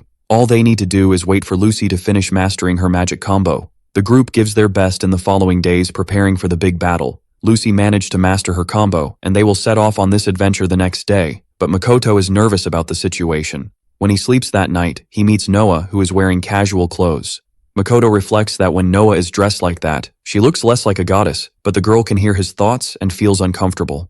The MC takes the moment to thank his goddess for allowing him to reunite with Sasaki. Noah reveals that the girl has extraordinary abilities in secret, but that is something for the MC to discover in the future. Now what the goddess wants to observe is that his group is getting stronger and even Lucy is evolving, but Makoto is frustrated because he remains weak. Noah is indignant that he is so worried about his status when he has spirit magic and can become great. She takes the opportunity to say that the MC needs to be friendlier with the hero of light, and Makoto questions if it's okay for him to interact with Sakurai, even while following other gods. Smiling, the girl says he will be useful later on. Her observation is for Makoto not to criticize the boy so much and to be friendly.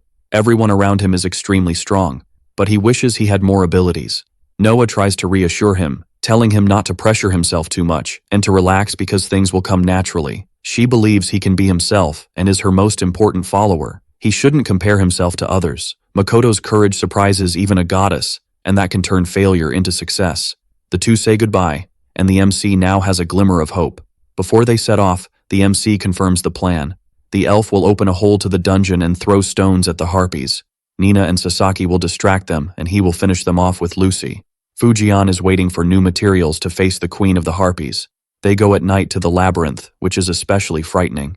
Nina explains that harpies are in the bird category and see worse at night. Sasaki is completely focused on exterminating the harpies she can.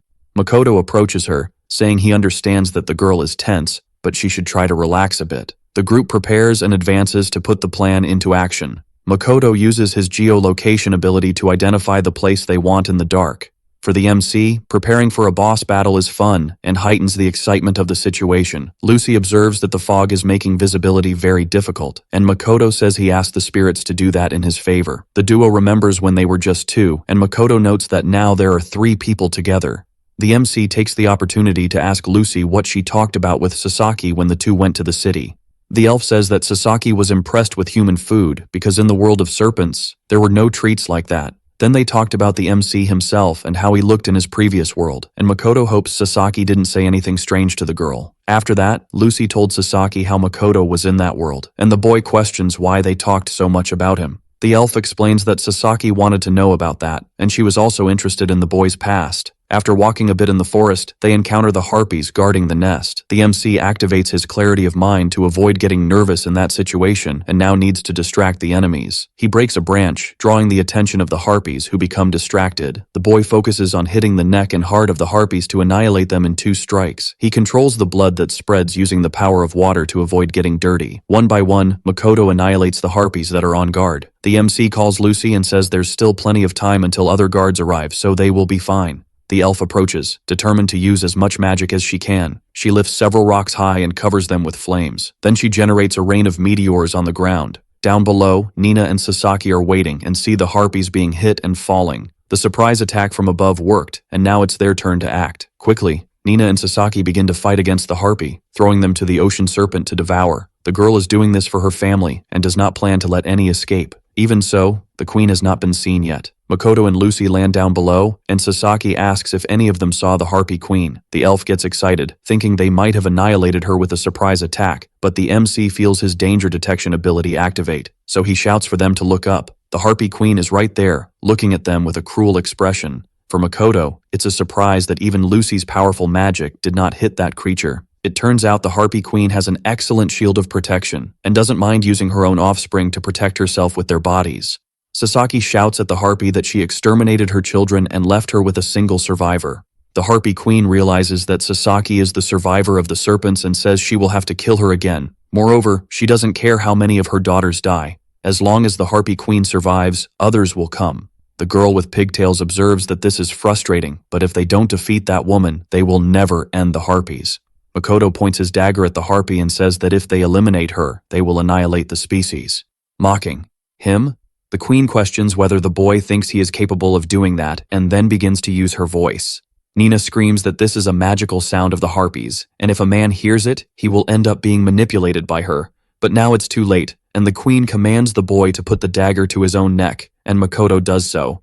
The woman chuckles and says she got lucky to have a man in that group. The person who attacked the serpent group was a man who was probably also manipulated that way, and now Sasaki doesn't know what to do. The harpy asks Makoto to come closer and cut his own throat if any of the girls try to attack her. Nina and Lucy are worried about the situation. Sasaki observes that with Takatsuki in that situation as a hostage, she can't do anything, but something strange happens. Theoretically, the MC is out of his mind, but he prayed directly to her and seemed full of determination.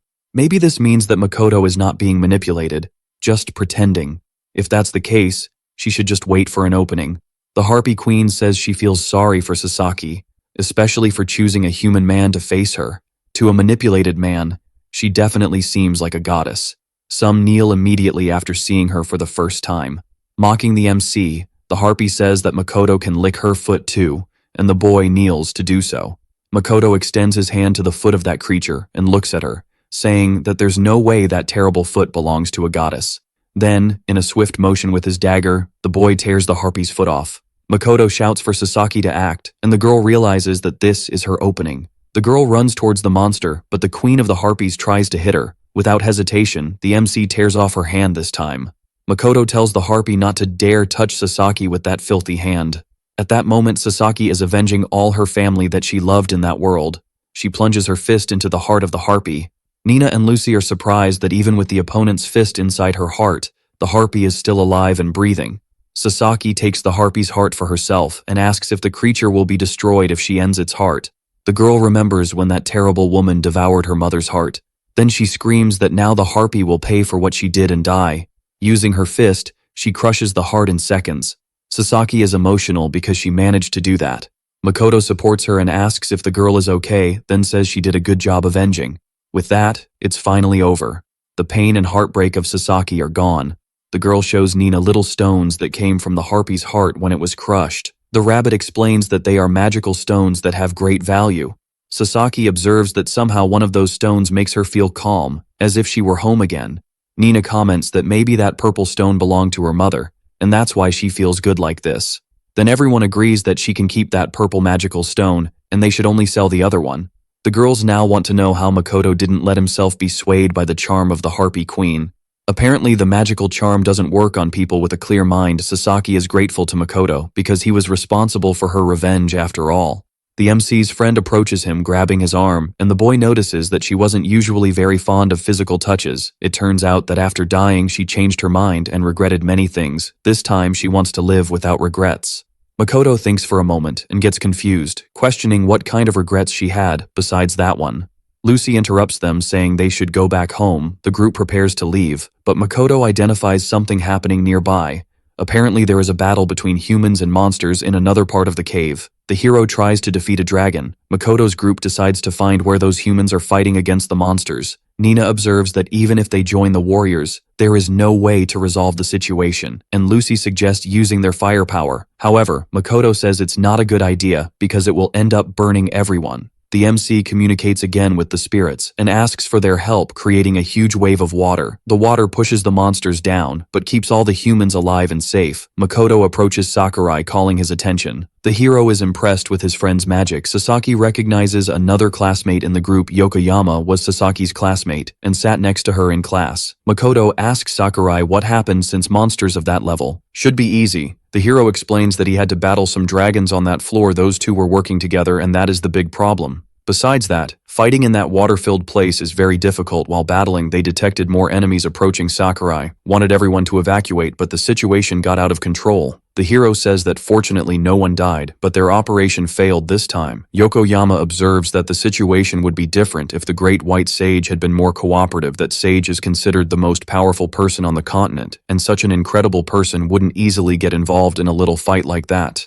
Sakurai says they can't be helped and need to solve this on their own. Makoto doesn't know the details of the situation, but realizes they seem to be in trouble. The MC remembers when Noah asked him to be friendlier with the hero because the man would be useful in the future. So when the system asks if he wants to help the hero, Makoto marks yes, since he needs to listen to his goddess. Approaching Sakurai, the boy asks if the man needs any help. Makoto says there is definitely a cave under the lake where the abominable dragons are. Of course, he won't know exactly what to do until he tests things, but as the only option for the light hero, Sakurai agrees. Yokoyama has difficulty trusting Makoto, especially because he is very weak and was strange in his past life, but Sakurai comments that the boy saved him that time. For Yokoyama, Makoto doesn't even have enough mana to use the spells he has been using. The light hero tells his colleague that he trusts her mana perception, but believes Takatsuki has the ability to handle this. For Yokoyama, Takatsuki is a very heavy burden to carry. Besides that, Nina and Lucy will stay there and Makoto will only go down with Sasaki. The girls who stay are worried about the boy, but he says he won't do anything crazy. Yokoyama is afraid he will chicken out when faced with the dragon. They go to a lower floor and Makoto manages to locate the dragon's cave. Sakurai observes that it is difficult to fight in a place like that, and if the dragons escape to the lake, it won't be possible to catch them. The MC asks the hero if it would be easier to face the dragons outside the cave, and Sakurai confirms. The plan now is to drive the dragons out, but Yokoyama doubts that it is possible. Takatsuki says he will try to talk to the spirits because there are many around, and see what he can do. Yokoyama doesn't believe the boy is talking to the spirits, but rather making up some language, since she doesn't know anyone with that kind of ability. The girl has no faith in the MC, but he is finishing the conversation with the spirits. Suddenly, a great magical power occurs. The girl is hit by that power and is surprised because she has never seen anything like it. Sakurai asks Makoto if that is the power of the spirits, and the MC confirms, saying that it has never appeared so much at once. That tremendous power appears around Makoto, as if he were the center of the earth. The MC says he will control that power and asks everyone to stay back.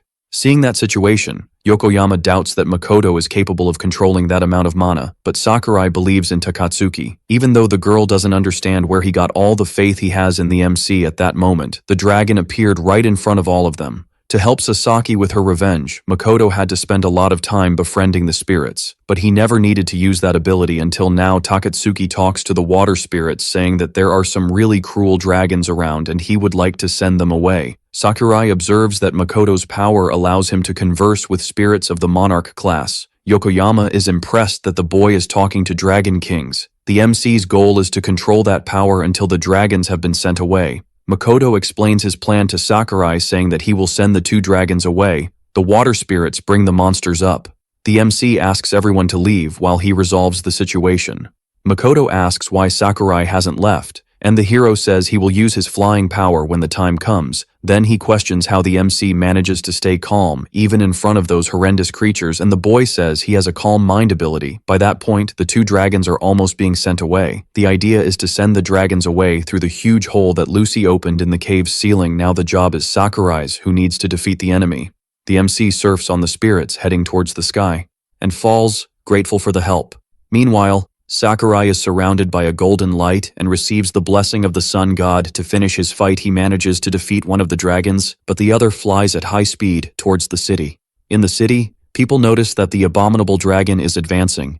The hero cannot attack with all his power, or he will end up killing the civilians while the hero tries to think about what to do. The dragon runs into a magical barrier that is protecting the city. It turns out that the only being capable of forming something like that is the Great Sage of Light. Taking advantage of the fact that the Great White Sage is protecting the city, Sakurai advances with all his power towards the enemy. He defeats the dragon in a heroic strike.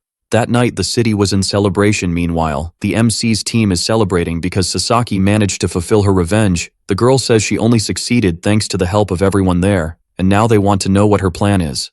Sasaki asks if Makoto is going back to the capital of the continent, and if she can go with him before the boy can answer. Lucy says that they are already a team, and of course, the girl can go along. Despite the elf's jealousy, it's good that they are getting along. Fujian asks Makoto if they aren't a team after all, and the MC replies that they are partners forever. A man approaches Takatsuki to say that he has been summoned to receive the gratitude of Princess Noel. The MC doesn't want to go, but Fujian encourages him. Makoto questions Sakurai why he was summoned. The hero reveals that he was the one who mentioned the boy to the princess, so it's his fault the kid is being called to meet her in person. The man who was sent to summon Makoto, Takatsuki is surprised to see who it is. To that old man, the kid looks too ragged to meet the princess. The idea is for them to make this meeting as quickly as possible to wrap up the situation. Princess Noel greets Makoto saying she is grateful to meet him, and beside her is a face he knows well. It's the water princess Sophia. The princess thanks Makoto for his help in facing the abominable dragons. The MC tries to emphasize that the dragons were defeated by Sakurai alone, but the hero insists that he had Makoto's help despite Noel being a candidate to become the highest authority of the continent. She is friendlier than the MC imagined. In that situation, the boy doesn't know exactly what to do and looks at Sakurai for help. The hero tells the princess that Makoto is an excellent magician and asks if she would like to invite him for a meeting in the highlands. Noel acknowledges that it's rare for the hero to make such a bold request. Still, Makoto is a citizen of the City of Roses, so taking him could make Sophia angry. Princess Sophia confirms that Makoto is a citizen of her continent and says that he did a good job on that mission. Apparently, that girl forgot about him and says she heard he is an excellent wizard. Then Sophia says she will grant him the divine protection of the water goddess and hopes he becomes one of the most recognized wizards on the continent. Makoto remembers when he was still new to that world and asked for the princess's blessing, but she didn't find him worthy of it and said maybe next time. Now she wants to offer her protection all of a sudden, and the boy refuses. People don't understand why he is refusing, and the guard of Princess Sophia questions if the young man understands his position there. The MC decides to tell the princess that when he sought her blessing, she didn't even want to look at him, and now she wants this all of a sudden, so he will not accept. The guard shouts at Makoto for daring to speak that way to the princess and says that this way he won't be able to stay on the continent, but the MC doesn't care. After the argument, Makoto goes and pleads, and even Noah thinks he has lost a bit of his composure. Apparently, he is now being kicked out and will have to apologize to the others later. But to the boy's surprise, Sophia stands up and expels her guard. She says it is a crime to try to banish the hero who saved the Great Labyrinth. Makoto doesn't understand why the guard was thrown out instead of him. Princess Sophia says she wants to start over and bows before the boy, apologizing. She acknowledges that he is the hero who saved that city and would like him to stay in Roses. Since the MC really likes that city, he is determined to stay there. The princess smiles for a moment and says that this is a relief for her. Sophia says she doesn't know if this is enough of an apology, but if the boy wants anything, she can help him. When Makoto stops to think if he wants something, he remembers his friend Fujian complaining that doing business in roses is difficult. Then the MC talks about his friend who provides him with various items for adventures and asks for more merchant freedom. The princess immediately says she will ensure a permit in his name. In moments, Sophia arranges the authorization and says she is happy to have him around. The boy says goodbye. Before leaving, Noel says that if the boy eventually doesn't know where to go, the Highlands will welcome him very well. She just wants to know if he needs anything. And finally, Makoto understands that Sakurai was indeed helpful. When the boy returns to the group, they ask how it went. Makoto says he got a gift for Fujian and hands him the permit to do business in roses. The merchant is very happy with his friend's help. The girls at the table observe that Princess Sophia's behavior is very reserved, and it's interesting that she wants the MC to stay in her continent so much. Later that night, Sakurai meets the MC again and thanks him for the help, but the boy is stressed because the hero put him in a pretty tough situation. Even Yokoyama is grateful because the boy managed to use a monarch-class magic. Then the light hero brings the new news. Apparently, the great sage wants to meet him in person. Lucy is very excited because the great sage wanting to see him is something incredible. But Makoto doesn't want to meet more important people. Fujian says the great sage is even above the princess, and the hero comments that this time he can go accompanied. Sasaki wants to stay to eat a bit more, but the MC asks her to go. If he is with his friends, he feels he can perform better. Meanwhile, Fujian wants to thank the princess personally for the sales authorization. Nina takes the opportunity to ask Takatsuki not to show the same attitude to the great sage that he showed to Princess Sophia. The groups separate for the meeting to happen. Makoto asks Lucy if she knows what kind of person the great sage is, and the elf replies that she is the heroine who fought against the great demon king hundreds of years ago. Sasaki observes that all generations of great sages are incredible, and Lucy says that her ability is inherent. Apparently, the great sage is an extremely powerful person. When they arrive at the great sage's door, something prevents Makoto from advancing. He hears Noah's voice saying he cannot pass there. It is the first time his goddess acts so vehemently in his life, and the hero introduces Takatsuki to the great sage. The MC wonders if he should heed Noah's warning and stay outside. Sakurai tells the MC that the great white sage asked for only Makoto and his friends to enter. If even Sakurai can't enter, Noah is probably right in saying it's dangerous, but refusing now is something difficult. The MC decides to stand firm in his decision and enters the tent. The voice of the great sage is a feminine voice that calls Makoto closer. In the end, it's just a little girl with white hair. The sage approaches Makoto and says that this is not good at all. Touching his face, she says he is an apostle of Noah. The great sage says it's incredible that she is in the presence of an apostle of a goddess of evil, a half-elf, half-demon, and a serpent. Makoto reflects that this person has an ability that allows her to see inside others, and if they find out he is an apostle of Noah, he will be executed, so he has no choice but to lie. The MC says she must have made a mistake, but the sage stares at the boy.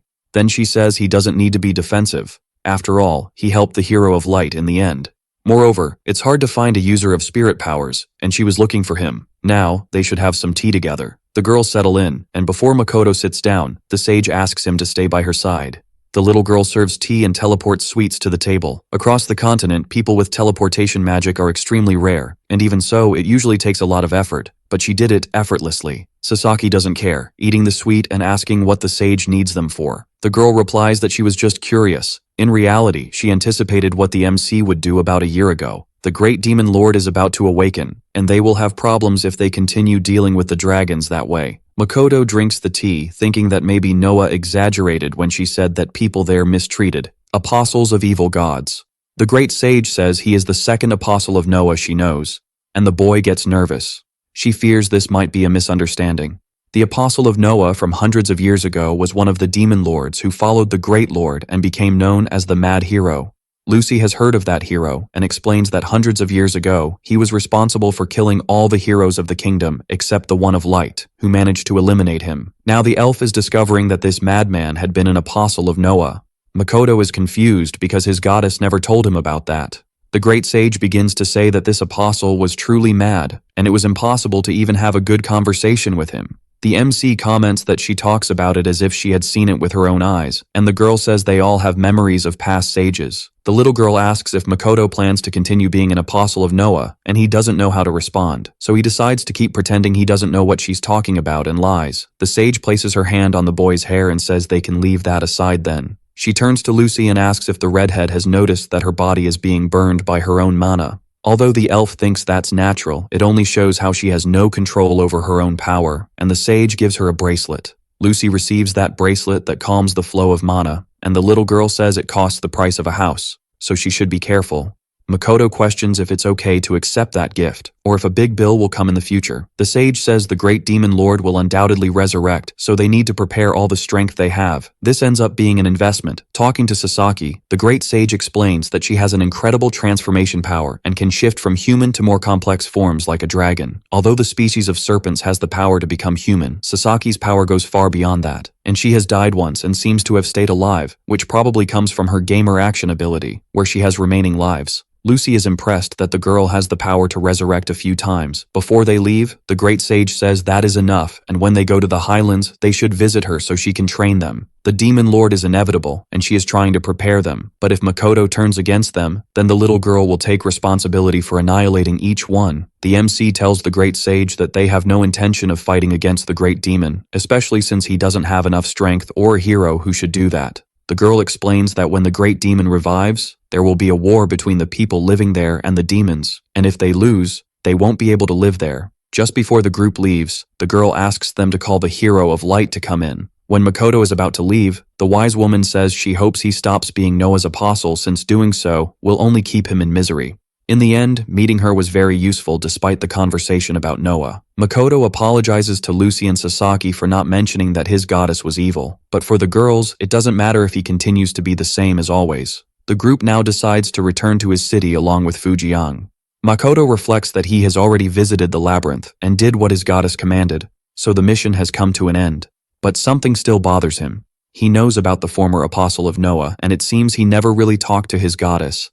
Everything Makoto heard about Noah from the other side were bad things, but the Noah he knows doesn't seem like a cruel person. Surely she must be useful to him in some way, but not only that, she acts with total affection and care towards him, and the boy doesn't know what Noah is thinking. That night, Makoto goes to visit his goddess and wonders what she is doing sulking while sitting. The goddess asks if Makoto is going to stop being her follower since he is bothered by what the wise woman said. The MC questions if Noah was really the ally of the demon lord, but she doesn't answer and asks if he will stop being her follower. Noah explains that he is suspecting her.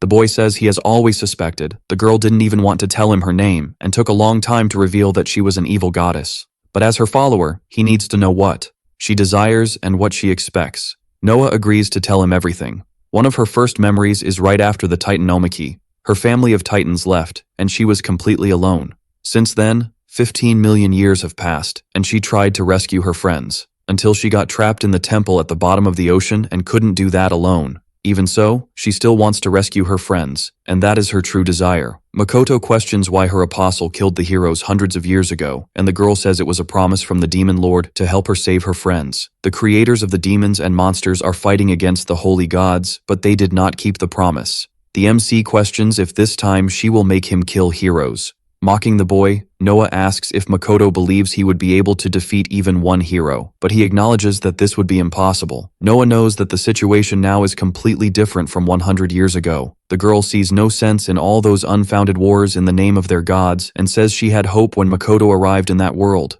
The source of power of the holy gods comes from the faith of their followers. On the other hand, if their followers are in a state of despair, faith will drain away. Makoto understands that the idea is to leave them desperate with the resurrection of the great demon lord. The boy asks if she will side with the demons again. Noah explains that she no longer trusts the demon gods. Despite everything, this is their great chance because faith has only increased. But the demons want to fight. They can take advantage of this situation, and the MC wants to know what Noah expects from him. The girl believes that if Makoto continues to stand firm, people will see that the goddess he follows is probably better and will become her followers. She believes that if she weakens the faith in the holy gods, she will probably be able to help her friends. Then Makoto asks about the girl's previous follower and the fact that he was completely crazy. The goddess says that the great wise woman was exaggerating, and the guy only seemed a little crazy because he was madly in love with her. However, since her charm doesn't work on Makoto, he doesn't need to worry. Deep down, gods and humans have very different values, so they will never be 100% in agreement. Noah approaches the boy and asks what he will do. The system questions if Makoto wants to continue following the goddess Noah and destroy the world. That little goddess seems willing to face all the other holy gods. She was the first goddess to speak to him since the boy left the water temple. Moreover, it was thanks to her that he was able to fight and survive the griffin. If it weren't for Noah, he wouldn't even have the power of spirit magic and wouldn't have met his friends. Even so, she hasn't received anything in return yet, and if kindness isn't reciprocated with kindness, you are ungrateful. Makoto kneels in front of the goddess and says they should make her wish come true together. It was this way that he formalized the change of the world with Noah, and perhaps he was struck by the goddess's charm magic. Sasaki is having fun on Fujian's flying ship. The girl goes to her friend to ask if he is okay, and the boy says he is happy to be going home with her.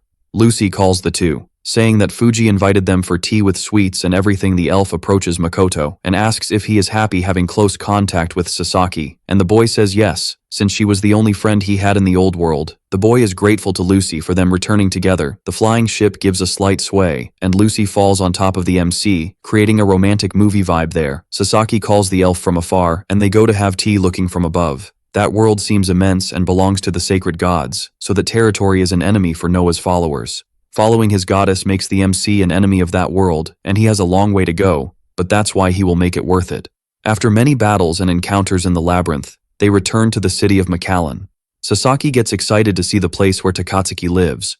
Makoto promises to take her to see the city, but first wants to go to the guild. Jean also wants to go to his. They separate, and the MC's group goes to the Adventurers Guild to meet Mary. The receptionist is very excited to see that he is well. Sasaki introduces herself to Mary, who is thrilled to meet her, joking with the boy. The receptionist says that apparently Makoto returned to the city with a very cute girl. She registers in the guild that he eliminated the Harpy Queen and the abominable dragon. Mary is impressed with the boy, and Makoto tries to say it was all thanks to the hero and his team, but Lucy comments that it might sound like sarcasm on his part. Excited, Mary says that as a contribution for the dragon's defeat in the Great Labyrinth, he will be promoted to the silver ranking. Even so, the MC doesn't believe he is strong enough to be in that ranking. The receptionist says he needs to be more self-confident and says that the record for speed to reach that ranking was broken by him. Jean and Emily meet up with Makoto and are happy to see them well, apparently. The duo is helping the church at that moment, because there are many injured from the monsters. Sasaki is happy to meet his new friends. Emily hands Jean over, saying that every day he wondered if Makoto was okay on his adventure in the labyrinth. That night they will drink to celebrate the boy's progress as an adventurer, and Mary says she will meet them later, but Lucy worries about her drinking too much. Sasaki asks the elf what happens if Mary drinks too much, and Lucy replies that she becomes very warm. This means she would become even clingier with Makoto, and the girls feel jealous of him in the end. The MC is very happy to be back in his city. During the party, Makoto starts to feel tired. Suddenly, he finds himself in front of his goddess, and she is dressed differently. Her intention is to look like a woman who is an expert in what she speaks. Noah asks if the MC remembers their plan to eliminate the pact with the great demon lord and confront the holy gods. The goddess asks what he will do next, and Makoto says he can find strong allies. Noah asks who the boy is thinking of bringing on board. The MC already knows he wants the strongest possible by his side. But Sakurai is impossible since he is a hero who received the blessing of the goddess on the opposite side, so he is an enemy. Noah says that Sakurai is just a hero, and they should think of someone more influential in global terms. The MC agrees that converting people to fight alongside Noah one by one is not a good option, and the goddess writes on a board what their targets are. Makoto is surprised to see that she indicated that the targets are Princess Noel and Sophia. The boy says that both are Sakurai's fiancés and hate them, but Noah believes he can convert hate into love. Despite this strategy working in video games, in real life the boy has already noticed that it is very different, and it is not possible to make someone who hates you love you together with his goddess. The boy tries to establish a strategy to win over Noel, and the girl says he can't act like last time after hearing Noah's suggestion. Makoto asks when the moment will come for him to go to the fortress at the bottom of the ocean to rescue Noah. The goddess asks if the boy knows about Leviathan, a sea creature that guards the entrance to time, to confirm that Makoto knows what he's talking about. She asks if he understands that Leviathan is a divine beast as strong as the great demon lord. While the demon lord has only commanded the land for about 1,000 years, Leviathan has commanded the ocean for over 10,000 years. The MC gets nervous with that information because if the demon lord is the final boss, then Leviathan is like a bonus final boss. In light of that, Makoto decides he will deal with the demon first, and Noah says that is a good decision. Then the goddess bids farewell to the boy, saying he is doing very well. The next day, Makoto's group gathers, and Lucia asks where they are going. The boy says the idea is to take a tour of the city with Sasaki, and then they can train. For now, it's not possible to reach any of the princesses, so the boy plans to use the time to get stronger. Suddenly, Mary appears running after Makoto and says he received a message from the Highlands from Princess Noel for an event where she and Princess Sophia will be in that world. It's rare to meet a princess, And now, out of nowhere, they have been invited to such an event. Makoto observes that what Noel wrote seems like an invitation, but what Sophia wrote sounds like an order. He doesn't know if he will be in trouble. Mary clarifies that it's nothing more than an invitation from the princesses to thank him in a more formal way. Makoto remembers that Noah asked him to be friendly with the princesses, so he will need to leave the city again. For some time, the MC is happy to meet Mary again, since she was the first person to accept him into the guild as a receptionist. It makes him feel like he's back in his city. Lucy and Sasaki get jealous that Makoto is so friendly with other girls after that invitation. He has no choice but to leave the city once again. Fujian lends his flying boat for the trip. The merchant is happy because he wants to thank Princess Sophia again for the permission to sell. Merchants should always invest in as many connections as they can. They arrive in the royal capital of Roses, where they are faced with incredible architecture and the most beautiful castle on the continent. The arrival makes Makoto excited. Despite the situation, it seems to be a city full of flowers, but Sasaki finds the buildings a bit ugly. The MC observes that it doesn't fit in a getaway city, and Fujian comments that the focus of that place for a long time has been solely tourism. The bunny girl says that at that moment the walls are being reinforced to protect them from the demon lord. As the monsters are becoming more active, defense is the best strategy. Excited, Lucy asks where they will go first, and after Makoto suggests they enter the castle to say hello, she asks why they don't spend time exploring. The MC notes that the invitation said for him to show up in 7 days, so it should be fine to take a stroll for now. The city they come from seems similar, but with a different vibe. Something catches Sasaki's attention. She finds a monster circus that has creatures traveling across the continent, among which are giants and dragons. Fujian says that in that world, they tame and train monsters to put on shows. Makoto is impressed to discover that dragons can be trained. Sasaki is bothered because she notices that the monsters are suffering apparently. There is some kind of empathy between monsters. Originally, those monsters are made only to kill humans and be killed by them. At that moment, they are being captured and tamed to entertain the public, which causes some suffering. Sasaki finds herself in a conflict because she feels pity for the monsters, but knows they would still attack humans. That's complicated for her. Makoto calls his friend to leave there and finish the meeting quickly so they can eat good food when they arrive at the castle. Fuji says he will talk to the guards at the gate. Lucy is nervous about the whole situation, but Sasaki tells her to relax, then points to Makoto, who is very confident. The MC is very excited, like a child, to explore the castle, as if it were in an RPG game. The girls hold him back and say that it might not be a good idea. Then Makoto says that was just a joke of his. Even though it's a lie, even Noah is judging him at that moment as if the boy were an aberration. Fujian returns and tells them to go a specific way with a guard. Princess Sophia welcomes the group to the MC. She still seems to hate him as a contribution for the feat. She can offer the status of knight or a payment in gold. Makoto observes that it is generous of her, considering she already gave Fujian permission to sell, but the MC doesn't think he is capable of serving the castle as a noble since he was given the choice. He will probably opt for the gold and wonders if Noah is okay with that decision. But the goddess says that Makoto should choose whatever he wants. The MC bows before Princess Sophia and says he would like the gold. The soldier brings him a small bag of gold, and the boy thanks him. Fujian takes the moment to thank the princess very much for the permission granted to him. Sophia offers the merchant the status of nobility if he wants, but the four-eyed one gets nervous and says that just the permission she already gave him is enough. The princess says she hopes he continues to help Roses as much as he can, and Makoto says he will do his best, but now he needs to go. The group leaves the castle, and Lucy is relieved. Sasaki too. The MC asks Fujian why his friend refused the noble title, since the princess insisted so much on offering it. The boy says that if the princess gave him the title, he would have to live in that city, and that would be more like a closure apparently. They notice that he and Makoto have a relationship and want to find a way to trap the MC in that city at that moment. Makoto realizes that his friend read the princess's mind to solve the problem. Now the girls are excited to go to the city to look for good food.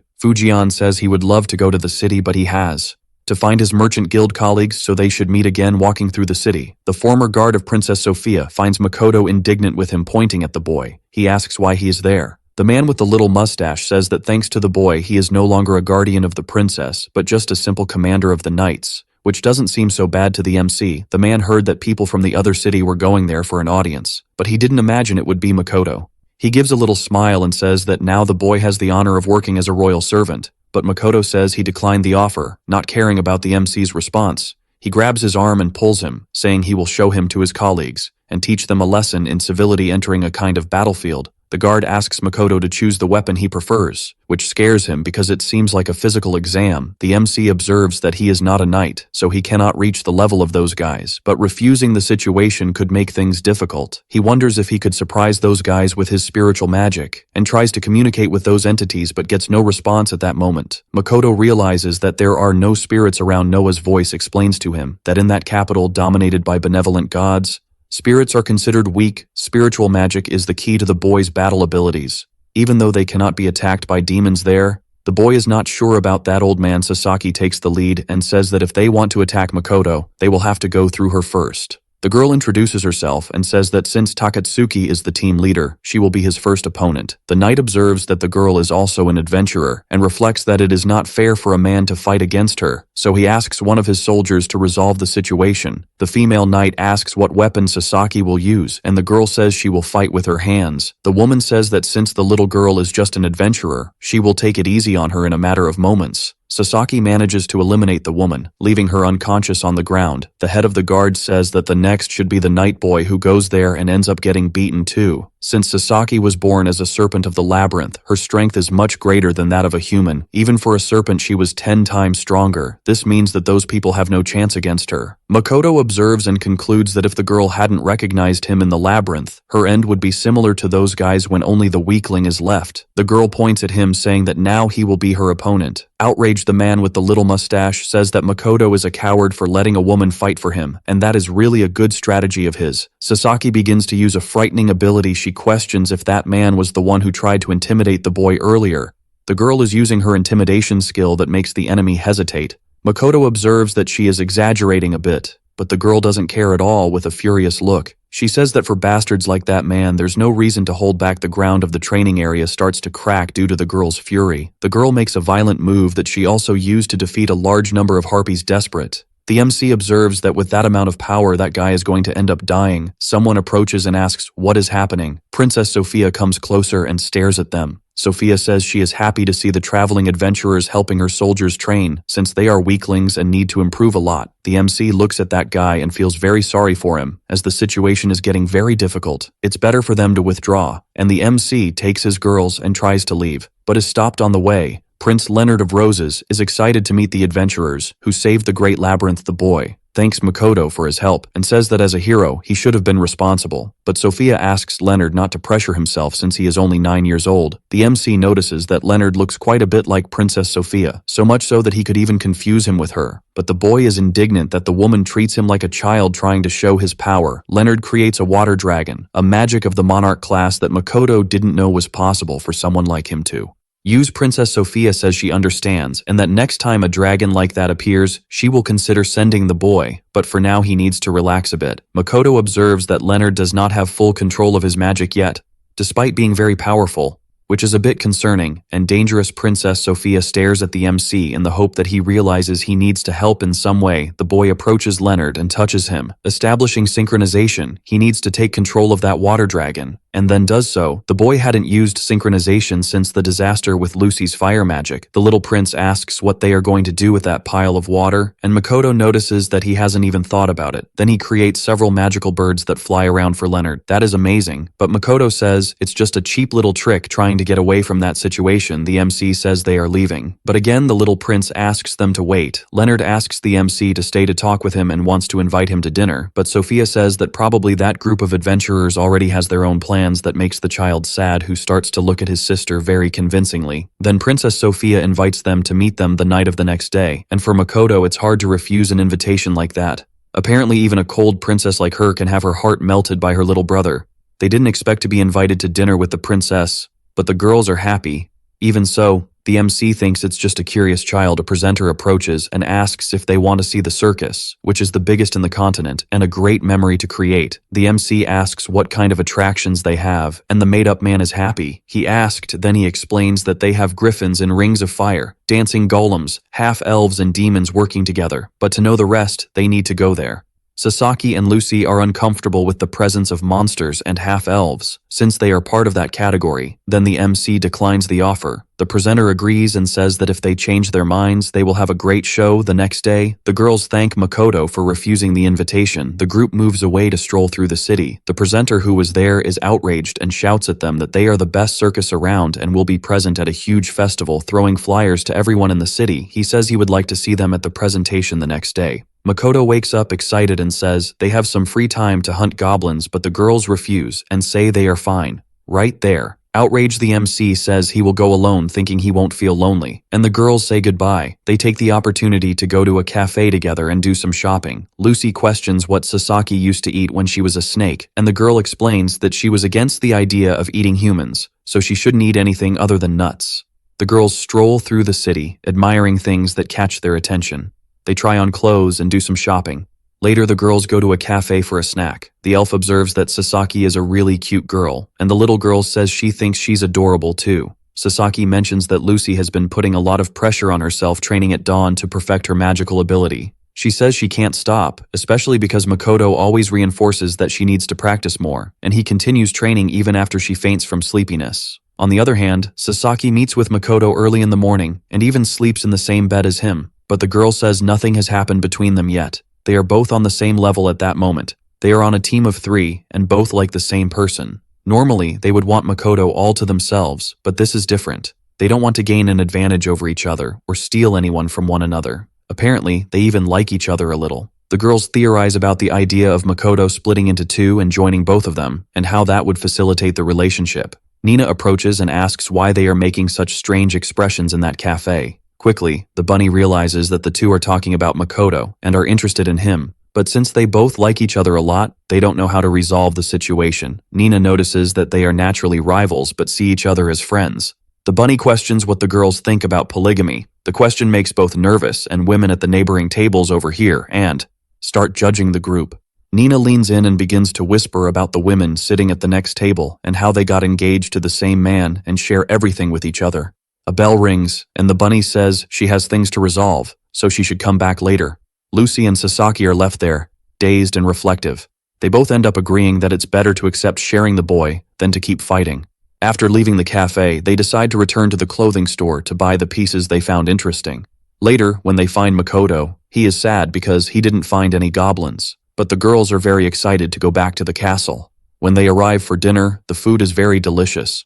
The prince approaches and asks if Makoto is satisfied with the food. The MC turns to Leonard and thanks him for the invitation, saying he has never eaten anything so delicious. Looking at that prince's face, the MC realizes why he is so popular. After all, he is extremely cute. What he doesn't understand is why Princess Sophia is so popular, since she is so unfriendly, and even her nickname is Ice Princess. Despite being so similar, they are still very different. Leonard understands that his sister might give off an impression of being cold, but she is just too busy and has developed the habit of judging everyone. Now that they are in a somewhat more critical situation, the princess doesn't even have time to sleep. She is so busy that she ends up not being able to treat other people well. This means she is not just harsh with others, but also with herself. The prince asks if Makoto knows about the rumor of the resurrection of the great demon lord, and he says he has heard about it, and Leonard explains that's why they are in such a hurry. The military of Rose is the weakest on the continent. They have always relied on support from others, but this time it seems it will be difficult, and that's why Sophia is trying to recruit the strongest she can.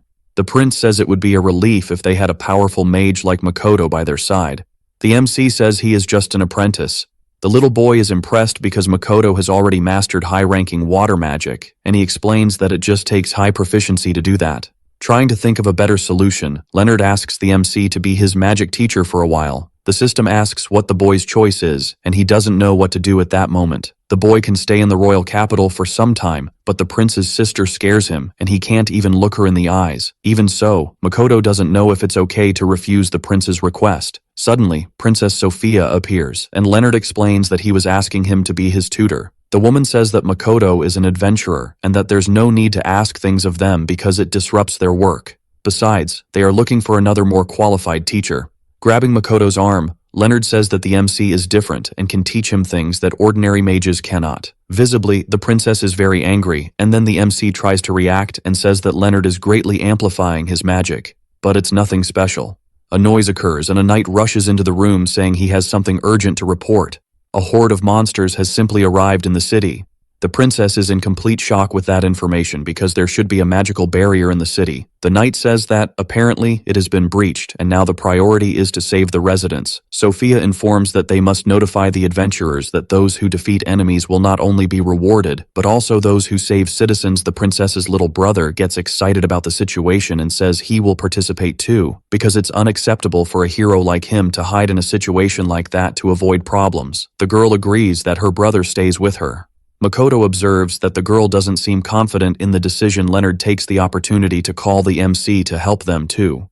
Makoto tells his companions that they are also adventurers of roses and must act in that situation. Fujian and Nina also agree to participate in that battle. The royal capital is in flames, and the main focus is the evacuation of the population. Makoto takes the lead along with Lucy and Sasaki to try to get everyone out safely. The princess's knights spare no effort to try to defeat the enemies. Observing the monster attack the guards, Sasaki and Lucy realize they have seen it somewhere before. It was with the other circus monsters. That information makes Makoto reflect that it may not be an invasion of monsters, but rather monsters that were already inside and got out of control. Adventurers from the city gather to try to take down that monster, which is the largest of all, so it must be worth a great prize. The MC and his friends also prepare to start the battle working together. They manage to defeat the enemy. The adventurers get excited and recognize that Makoto and his friends are true heroes. Even the Princess Sophia's knight appears to thank the MC and say he has his gratitude. Princess Sophia approaches and asks what the situation is. Her knight says the monster has been defeated. Makoto observes that perhaps Sophia is such an efficient princess because she doesn't get shaken even in a situation like that. Suddenly his detection ability comes to the forefront. The boy hears something that seems to be the voice of that giant and an unknown child. He has a bad feeling about that situation because apparently the giant and the child are agreeing on hating the human race. That childish voice questions what the giant will give her in return. Makoto shouts to finish off that enemy once and for all, but it's too late because he rises to fight for his destiny and kill as many as he can. Everyone around begins to lose their composure, because apparently that is a curse that invokes fear. Even Lucy is affected by the situation, but Sasaki seems to be fine. Leonard, Makoto, and Sophia are okay for now, however. Now they need to think about what to do against that giant, since any attack won't work as he is covered in lava. The prince draws his sword and says that since everyone is incapacitated, he will face that giant after all. Leonard is a hero, and his power is above any other, so he should be able to defeat the enemy with a precise strike. The prince manages to break the giant's arm. However, the monster quickly regenerates then. It advances in the direction Leonard is getting close to the boy. The knight throws himself in front to protect him. Makoto is scared by that situation because Leonard seems to be much weaker than Sakurai. And Noah explains to him that among the heroes, that Prince is the weakest, the rescue team is unfit to fight, and the monster regenerates. So they are in a very difficult situation. Princess Sophia is trembling and worried for the first time and asks if Makoto can do anything to save that continent, and her brother the MC wants to help, but he doesn't know how to do that. Water magic is effective, but he can't communicate with the spirits there. Even so, there must be a way. Sasaki approaches and says that she should still be able to survive 4 more deaths, so they can try to attack a few times, but the MC thinks that's a terrible idea. The entire area around the prince is covered in lava, so if they do nothing, he won't be able to escape anymore. Noah tells Makoto to use Princess Sophia to his advantage. Then the MC asks if Sophia has any magic she can use. She says she has ice magic of royal rank, but can only use it for defense. Makoto grabs Sophia and says he will use his mana to save the boy. Then he synchronizes with her and shouts for Leonard to move away from the enemy. Using water magic, the MC creates an ice dragon when it hits the giant with that magic. He starts to freeze and the situation seems to be under control. When the dragon collides with the giant, it dissipates, and Princess Sophia asks what that was. Makoto explains that he synchronized his magic with hers and asks if he can do it again. When he synchronizes again, he creates a synchronization with more energy and a more powerful magic. Then he launches 2 ice dragons simultaneously. Apparently that was effective, but not enough to defeat the enemy. He worries about Princess Sophia's condition. But this is a life or death situation. The MC asks if the princess is in pain, and she says no, but her body is warm. Makoto says he will try to finish this as soon as possible, and for that, he will use all his power. At that moment, he achieves perfect synchronization. Where he and Sophia are one, he needs to use a magic that doesn't attract too much attention from those around, and then creates an ice phoenix. Sophia is impressed with that monarch-level magic, and Makoto says it's all thanks to her. Now the giant is frozen and cannot move. and there is still a bit of Princess Sophia's mana left, so he uses that to create an ice prison for the enemy. The girl asks if the situation is resolved, and the MC says he will be frozen for 7 days, and she just needs to decide what to do. Before then, nervous about the situation, Makoto thanks the princess for letting him use her magic to save the city. The girl announces to everyone that the giant has been defeated. Everyone who can still move should sweep the area looking for monsters, and they will reward the brave adventurers. The princess's knight appears alive thanks to his metal wall ability. He organizes an escort for Leonard and Sophia to return to the castle. Princess Sophia tells Makoto that she will reward him properly in the future, and the boy says it was nothing special. Lucy has already recovered, but Sasaki is unwell since she is from the serpent family. She doesn't handle the cold well and needs to be warmed up since Lucy is very warm. The girl clings to her on the way back to the dormitory. They take the opportunity to look for people who still need help around the city and the castle. The knights question why Princess Sophia doesn't rest a bit, but the girl is more concerned about seeing how people are doing. However, before that, she needs to disable her frozen heart ability, which allows her to keep her spirit calm in any situation. But after doing that, everything she felt while the ability was active comes rushing back to her at once.